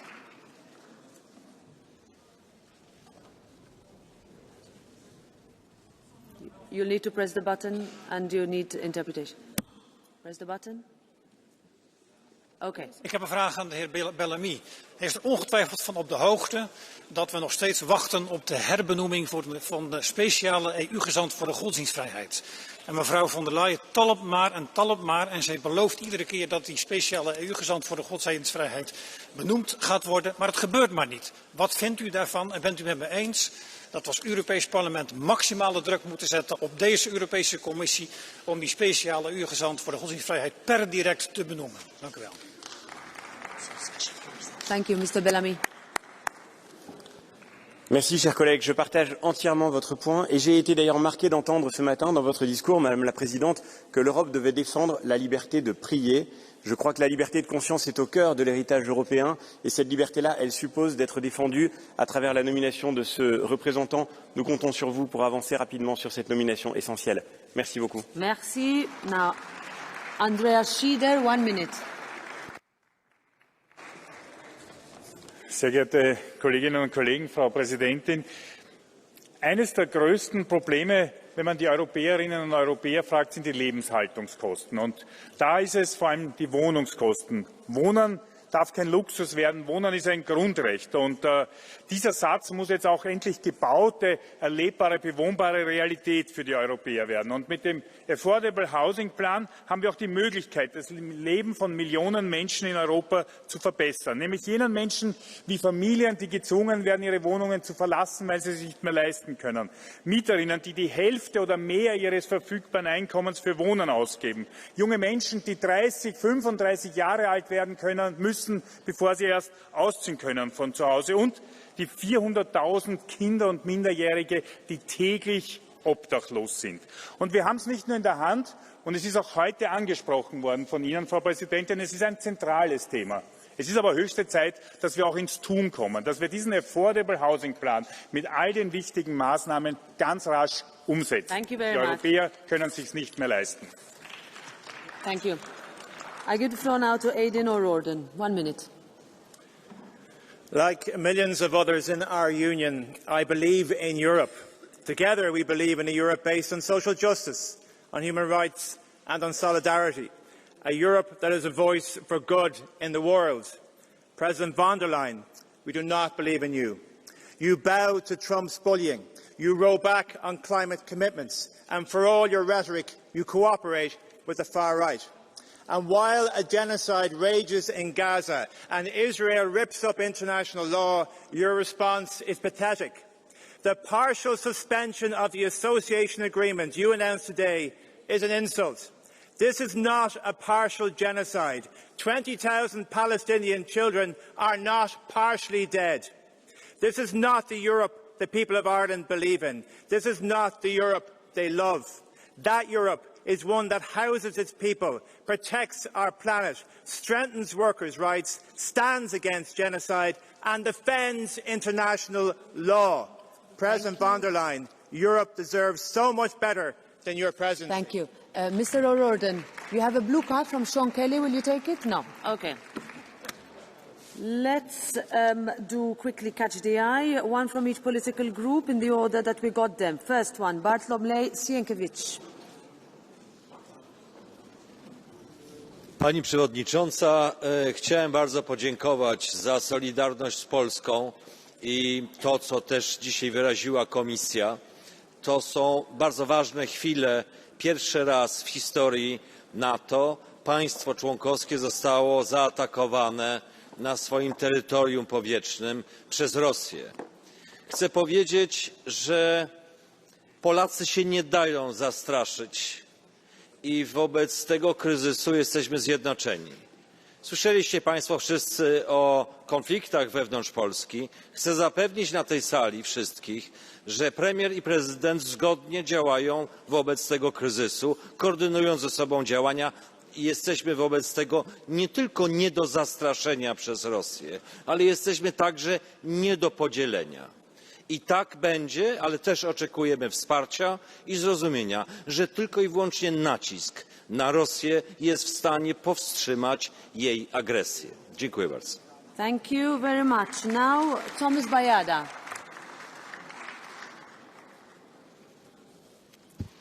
L-istess Ewropa li tutni l-Erasmus biex nikber u neħlem illum titkellem fuq l-armi milli fuq il-futur ta' binti. Din hija l-vuċi tum żagħżugħa Maltija illi jemnet fil-proġett Ewropew. Imma llum x'qed naraw żgħażagħ li jħissuhom minsija, familji li qed jitħallew weħidhom, anzjoni li jridu jażlu bejn ikla u saqaf fuq rashom u istituzzjonijiet li jdawru wiċċhom quddiem ġenoċidju u inġustizzja. Din mhijiex Ewropa li tispira, mhix l-Ewropa tal-paċi, tal-prosperità u tal-ingwaljanza. Sinjura President, ħares madworok u isma' liż-żgħażagħ tagħna li jridu Ewropa li tħaddan lil popli tagħha u mhux timlien bil-biża'. Ewropa fejn ħadd ma jitħalla barra, fejn kull tifel ikellu futur u kull anzjan jgħix ħajja denja. Dejn hija l-Ewropa li jien nemmen fiha, Ewropa ta' paċi, ta' ġustizzja soċjali u ta' toma għal kull wieħed waħda minnha. Grazzi. Grazzi lilek, onorevoli Bayada. Now Anna Maria Cisint.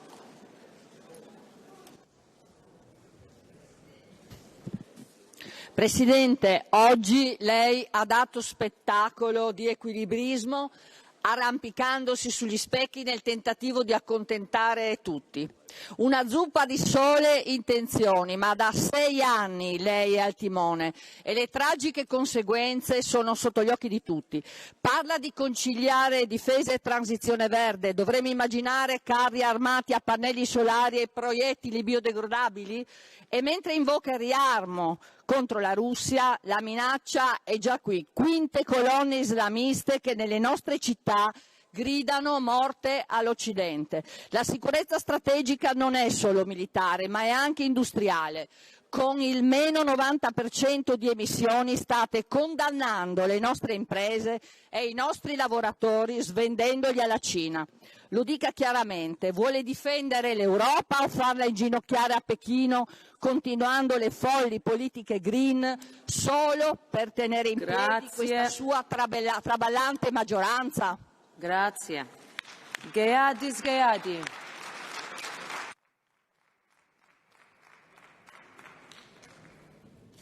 Ευχαριστώ κυρία Πρόεδρε.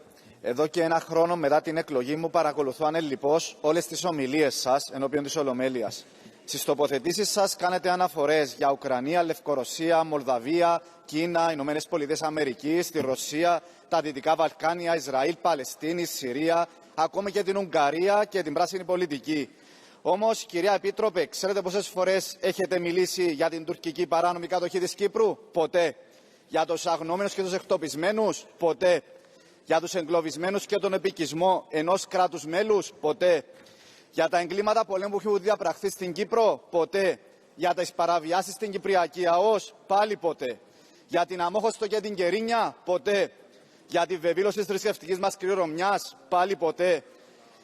Ακόμη και σήμερα για την απαγωγή των 5 Ελληνοκυπρίων ούτε μία λέξη. Κυρία Επίτροπε, αν στο λεξιλόγιο σας δεν υπάρχει Κύπρος και τουρκική κατοχή, είναι καιρός να την εντάξετε. Thank you. Helmut Brandstätter. Danke, Frau Präsidentin. Frau Präsidentin von der Leyen, als Österreicher möchte ich Ihnen sagen, Sie sprechen über den Binnenmarkt, der muss endlich ausgebaut werden. Ja, aber da kann es ja nicht möglich sein, dass dieselben Produkte von denselben Ketten in Österreich viel teurer sind als in Deutschland. Also bitte machen Sie endlich den Binnenmarkt. Die Kommission kann das. Ein wesentliches Thema Serbien.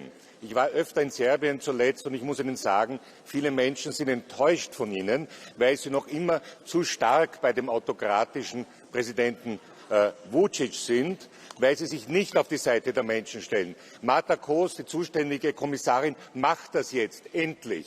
Aber die Menschen dort wollen auch von Ihnen, dass klar ist, dass ein derart autokratisches System nichts in der EU verloren hat. Und drittens Russland. herzlichen Dank, dass Sie jetzt sagen, dass das russische Vermögen in die Ukraine gehört, als Laie zunächst. Aber bitte tun Sie es endlich. Endlich tun Sie es. Wir brauchen das, die Menschen dort brauchen das, und es ist auch gut für Europa. Dankeschön. Thank you very much. And now, Vicente Marza Ibáñez. Señora presidenta, yo le quiero preguntar si usted se ha hecho hoy una moción de censura a sí misma, porque usted ha anunciado justo lo contrario de lo que ha estado haciendo en muchos ámbitos en este año. Usted habla de una Europa fuerte y después nos humilla y nos somete a Trump. Usted habla del cambio climático y luego pacta todas las políticas relacionadas con el cambio climático con los negacionistas de la extrema derecha. Usted habla de vivienda y lo que hace es reforzar el presupuesto en armas y no en vivienda. Y lo más grave de todo es que usted hasta ahora ha estado callada ante un genocidio. Ha estado callada hasta ahora, diciendo que no tenía competencias. Y de repente hoy ya tenía competencias para anunciar acciones parciales, detrás de las movilizaciones de millones de ciudadanos europeos. Presidir Europa es liderarla, no ir detrás de sus ciudadanos, como los de la flotilla que debe usted proteger. Presidir Europa es ser coherente y ejerciendo sus valores. Por ejemplo, actuando igual en Ucrania que en Palestina, defendiendo los derechos universales en toda Europa y ejerciendo la libertad de Europa en todo el mundo. Estrella Galán. Please stick to time. Señora presidenta, Europa está en la UCI y usted lo ha demostrado. Y lo está por sus políticas, que favorecen a los poderosos y hunden y humillan a los más vulnerables. Usted hoy ha hablado de la independencia de Europa y luego la hemos visto cómo se humillaba en el campo privado de golf del señor Trump, donde sin mandato democrático nos ha dejado vendidos. Lo hemos visto con sus planes para destrozar el Fondo Social Europeo, que era fundamental para mejorar la vida de la gente, y sin embargo lo quiere vaciar para financiar la guerra. Ya se lo hemos dicho muchas veces, la seguridad de la ciudadanía no cabe en un misil, cabe en los derechos sociales. Lo vemos también con sus necropolíticas migratorias, con la creación de Guantánamos fuera de la Unión Europea con nuestros impuestos. Solo persiguiendo a quienes huyen por poner su vida a salvo. Y sobre todo lo vemos con Gaza, un genocidio que usted ni siquiera ha sido capaz de reconocer como genocidio. Ha puesto encima de la mesa. I give the floor now to Alexander Jungbluth. Keep to time, please.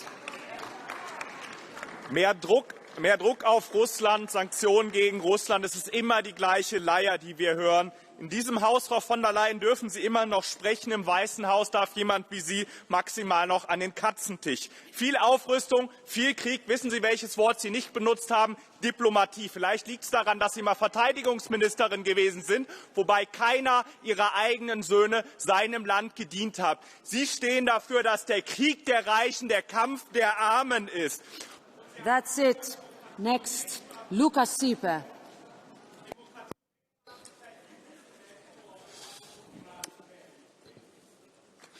Dear people of Europe, let me begin by thanking the commissioners who work closely on the file.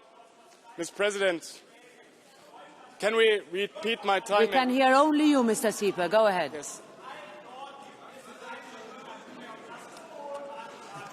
Herr Jungblut, können Sie jetzt mal aufhören, bitte? Your microphone is on, Mr. Wirklich. Sieper. Dear people of Europe, I would like to thank the commissioners working closely in my field, especially Commissioner Šefčovič, Commissioner Kosmarko and Commissioner Labib for their constructive and professional cooperation. Frau Kommissionspräsidentin von der Leyen, vor genau einem Jahr hatte ich zum ersten Mal das Vergnügen, mit Ihnen zu sprechen, und ich sagte Ihnen damals, dass ich Sie aufgrund eines basisdemokratischen Prozesses nicht gewählt habe, aber hoffe, dass Sie mich eines Besseren belehren würden. Ein Jahr später ist mein Urteil gespalten. Auf technischer Ebene haben Sie mich überzeugt. Ich habe so gut wie allen von der Kommission initiierten Gesetzgebungsvorhaben zugestimmt. Aber ich möchte Sie auch ermutigen, sich auf der Ebene der politischen Öffentlichkeitsarbeit noch zu verbessern. Sie müssen transparenter vorgehen, Deals eingehen, die Europa nicht schwach stehen lassen, Menschlichkeitsverbrechen klar benennen, egal wo sie stattfinden, und einen stärkeren Auftritt auf Social Media hinlegen. Thank you. Sie Your sind time die is up, Anführerin Mr. der freien Welt. I give the floor now to the President of the Commission, Ursula von der Leyen, to respond. Very much, Madam President, honourable members. Thank you very much for a very vivid and interesting debate indeed. I was told I spoke 1.5 hours. Sorry, that was long. We had a debate now for 2 hours, but Europe deserves it to have such a debate. And as I said, it was a very interesting and lively debate. We've heard you loud and clear. The College has heard you loud and clear. Very clear was also the challenges that Europe faces, that they are coming in different forms and that they come from different directions. And there can be no doubt about any of that, as we have seen again in the last 24 hours, both here in Europe and across the world. But what was also very clear in this debate here is Europe has agency. Europe has agency. What it now needs in many of the topics is to develop the necessary urgency to deliver. Getting tired. If we stay united, we're the ones who can create the conditions for a more prosperous and more secure future. I want to reiterate what I said already in my speech over and over. I will always be ready to work with you to strengthen the pro-European democratic majority.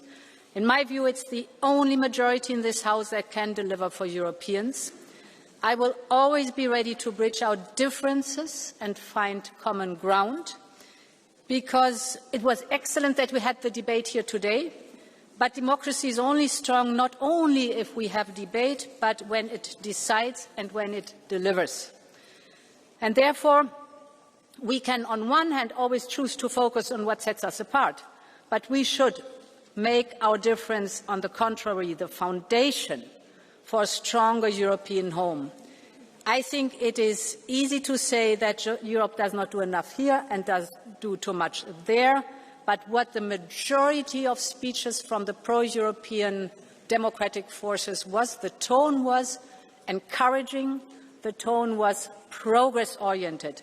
You asked, rightly so, for not only words, but deeds. Yes, you're right. The character of a State of the Union is that we do not only look back on what we have done, but we also sketch the way forward. And of course, at the moment, it is words and not yet deeds. But as I know this Parliament, you will hold me accountable. That is good, because this also shows that Europe is not some abstract entity. Europe is you. Europe is us. Everyone is us. And this, therefore, with conviction, I say, long live Europe. Thank you so much. Thank you very much. Now, we'll have the last round of group leaders in reverse order, starting with the ESN, Sarah Knafer. Please stick to time, 1 minute. Merci Madame la Présidente. Madame von der Leyen, nous n'attendons désormais plus rien de vous et vous trouvez quand même le moyen de nous décevoir. Après la crise de l'énergie et le fiasco du renouvelable, nous attendions que vous remettiez en cause votre politique. Mais vous allez encore plus loin.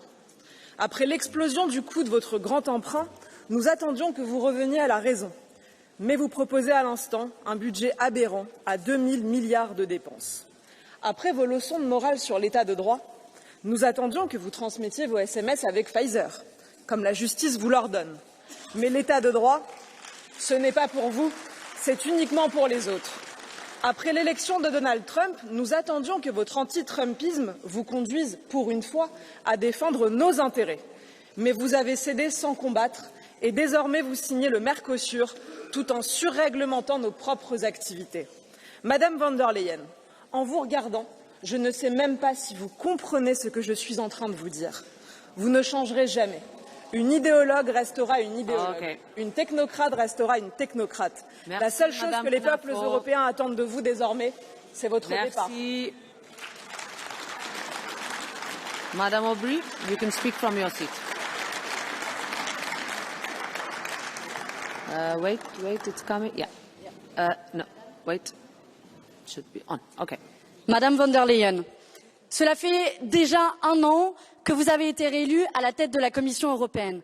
1 an de trop, pendant lequel vous avez commis des dégâts irréparables. Franchement, aujourd'hui, votre discours ne suffit pas à masquer la réalité. Oui, vous vous êtes rendu complice du génocide du peuple palestinien en ne prenant aucune réelle sanction jusqu'alors. Et vos annonces d'aujourd'hui ne changent rien.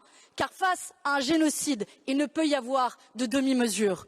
Oui, vous avez capitulé face au chantage commercial de Trump et signé avec le Mercosur le pire accord de libre-échange, le plus néfaste qui sera un désastre pour nos agriculteurs. Oui, vous avez persisté avec l'austérité budgétaire qui prend aux pauvres pour donner aux riches et avez multiplié les renoncements écologiques.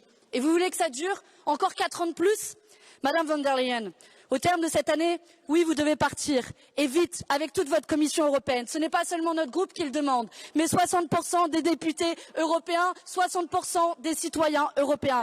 Et puisque vous refusez, nous déposerons une motion de censure contre vous pour mettre un terme à votre politique de casse sociale et votre inaction coupable dans le génocide à Gaza. Nous vous censurons.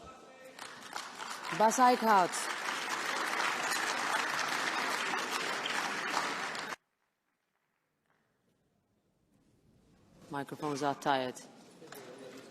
Yeah. Yes. 1 minute. Thank you, Madam Chair, and thank you once again. Let's just go back 1 year. The political guidelines that you published in July last year, they were very balanced. But we have to say, over the last year, we have been disappointed in what was implemented of those political guidelines, because the focus was very much on defence, Ukraine and deregulation. And especially on the latter one, it was deregulation. What you do to the due diligence proposal is deregulation, has nothing to do with simplification. Your tone now in the State of the Union is different again. You promised differences, but now we really want to see that you deliver on that. It boils down to real implementation, real proposals, and then you can find us, because we are very well aware. We want to work on security, on competitiveness, but in a broader definition, and we will work with you. Thank you for making also very clear that you want to work with the pro-Europeans. But I do think, and you still have 1 minute, Manfred Weber, use that wisely with whom you want to work. I give the floor now to Valérie Hayer. 1 minute. Merci. Bon, j'ai 1 minute. Je vous ai exposé tout à l'heure les priorités de mon groupe politique. Moi, je voudrais vous faire part d'une remarque. Il y a une chose qui m'a frappée, moi, dans ces débats. C'est l'hypocrisie à l'extrême droite de cet hémicycle. À l'extrême droite qui nous fait aujourd'hui la leçon sur Donald Trump, qui nous tord le bras pour nous imposer des tarifs, qui nous oblige à acheter américain, qui sape notre économie. Mais de qui se moque-t-on? Vous avez été les premiers supporters de Donald Trump. Vous êtes les premiers à relayer la propagande MAGA ici en Europe. Alors si vous vous souciez vraiment de vos électeurs et du sort des citoyens européens dans chacun de vos pays, commencez par arrêter d'être les porte-paroles de Vladimir Poutine. Commencez par arrêter d'être les porte-paroles de Donald Trump. Vous prétendez défendre les peuples, vous les trahissez. Thank you.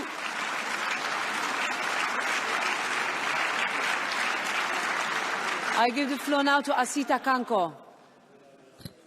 Dear President von der Leyen, the truth is that the left killed the Draghi report before your plane even took off and then blamed you for standing by the corpse. The public remains anxious all over Europe and angry. We see it today here in France. People worry about transparency, security, respect for the European values, a more powerful voice at the international stage, protection for their businesses, justice and law enforcement, a realistic migration policy. To address these concerns, we cannot afford to be blindsided, cowards or hypocrites. So, was your speech an appropriate answer today? I have some doubts. I heard a lot of new initiatives. Some of it sounded like more bureaucracy to me. You smuggled the deregulation agenda in there, but it seemed like you had to hide it from the socialists. You are afraid to lose their support. You accept their blackmail. Why? A centre-right majority is possible in this House. A majority that will reduce red tape, a majority that will protect our citizens, a majority that will set the innovative powers of our private sector free. The future of Europe cannot be secured with the left, but with the centre-right. Thank you very much. Now I give the floor to Kinga Gál. 1 minute.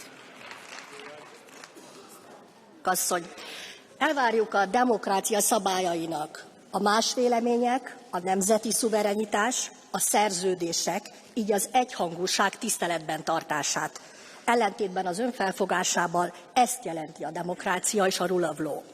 A patrióta frakció ma válaszokat várt az embereket érintő súlyos kérdésekre. Miért gyengébb ma Európa, mint eddig bármikor? Ennek minden egyes következményével gazdákra, vállalkozásokra, nők és gyermekeink biztonságára nézve. Válaszok helyett ismét hitvallást hallottunk a hibás brüsszeli politikák a jövőnk eladósítása mellett egy háborús logika mentén. Megoldás helyett az Európai Bizottság mára maga lett a probléma. Ezért új vezetésre van szükség, amely az európai emberek valós érdekeit képviseli. Elnök asszony, itt az ideje, hogy távozzon. Erre szólítjuk fel mi patrióták. Thank you. I give the floor now to Irache García Pérez. Gracias, presidenta. Como espero que este debate de alguna manera sea útil para la ciudadanía europea, voy a obviar y no hacer ninguna referencia más a la figura del señor Weber y voy a centrarme en lo que han sido las propuestas de la presidenta von der Leyen y decirle que desde el Grupo de Socialistas y Demócratas vamos a estar vigilantes, críticos y constructivos. Usted hoy ha recogido muchas de las propuestas que este grupo planteó, pero no pueden quedar simplemente en un anuncio para que hoy este debate termine en un buen clima, sino que tiene que ser la agenda real de la Comisión para los próximos meses. Queremos calendario, queremos propuestas legislativas, queremos presupuesto, cosa de la que hoy poco se ha hablado. Queremos realmente voluntad política para construir. Esta Europa se ha construido con la cooperación de las fuerzas proeuropeas y con el protagonismo de la socialdemocracia. No vamos a excusarnos de nuestra responsabilidad, pero lo vamos a hacer sin ser rehenes de aquellos que quieren robarnos nuestros valores, nuestros ideales y nuestras propuestas. Con responsabilidad seguiremos trabajando. Thank you. I give the floor now to, as last speaker, to Jeroen Lenaers. Yes, thank you, Madam President. Thank you, President von der Leyen, for setting out your clear vision today, and also for reminding us that also in this House sometimes we are so busy with debating the small print that the world is writing a new chapter without us, and Europe simply cannot afford this. At a time of war on our continent, of increased global competition, we need to respond with unity and with responsibility. And yes, only the pro-European democratic forces in this House can achieve this together. But for all the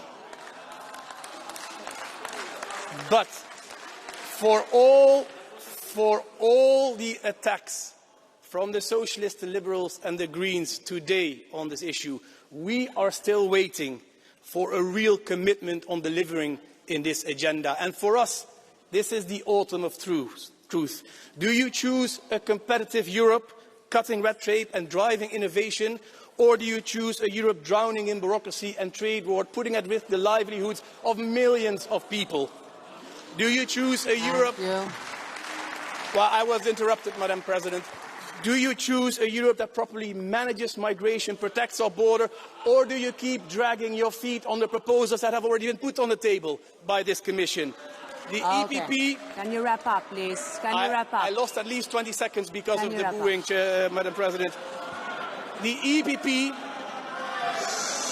EPP chooses a strong and competitive Europe, and we extend an open hand to all pro-European forces to do it together. But we need more than nice words. We need actions for delivering for our citizens. Thank you very much.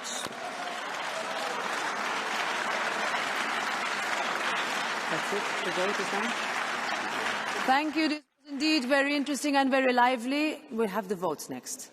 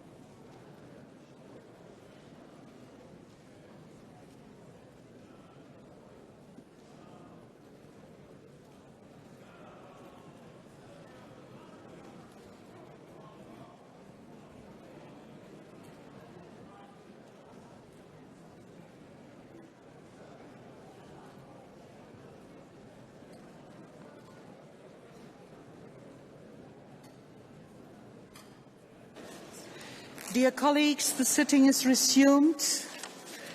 The President has received a request for a quote in Parliament from the EPP group reaching at least the medium threshold on the decision of the Agri Committee to enter into negotiations on the following file: cooperation among enforcement authorities regarding unfair trading practices in the agri-food supply chain, and the vote will be held tomorrow.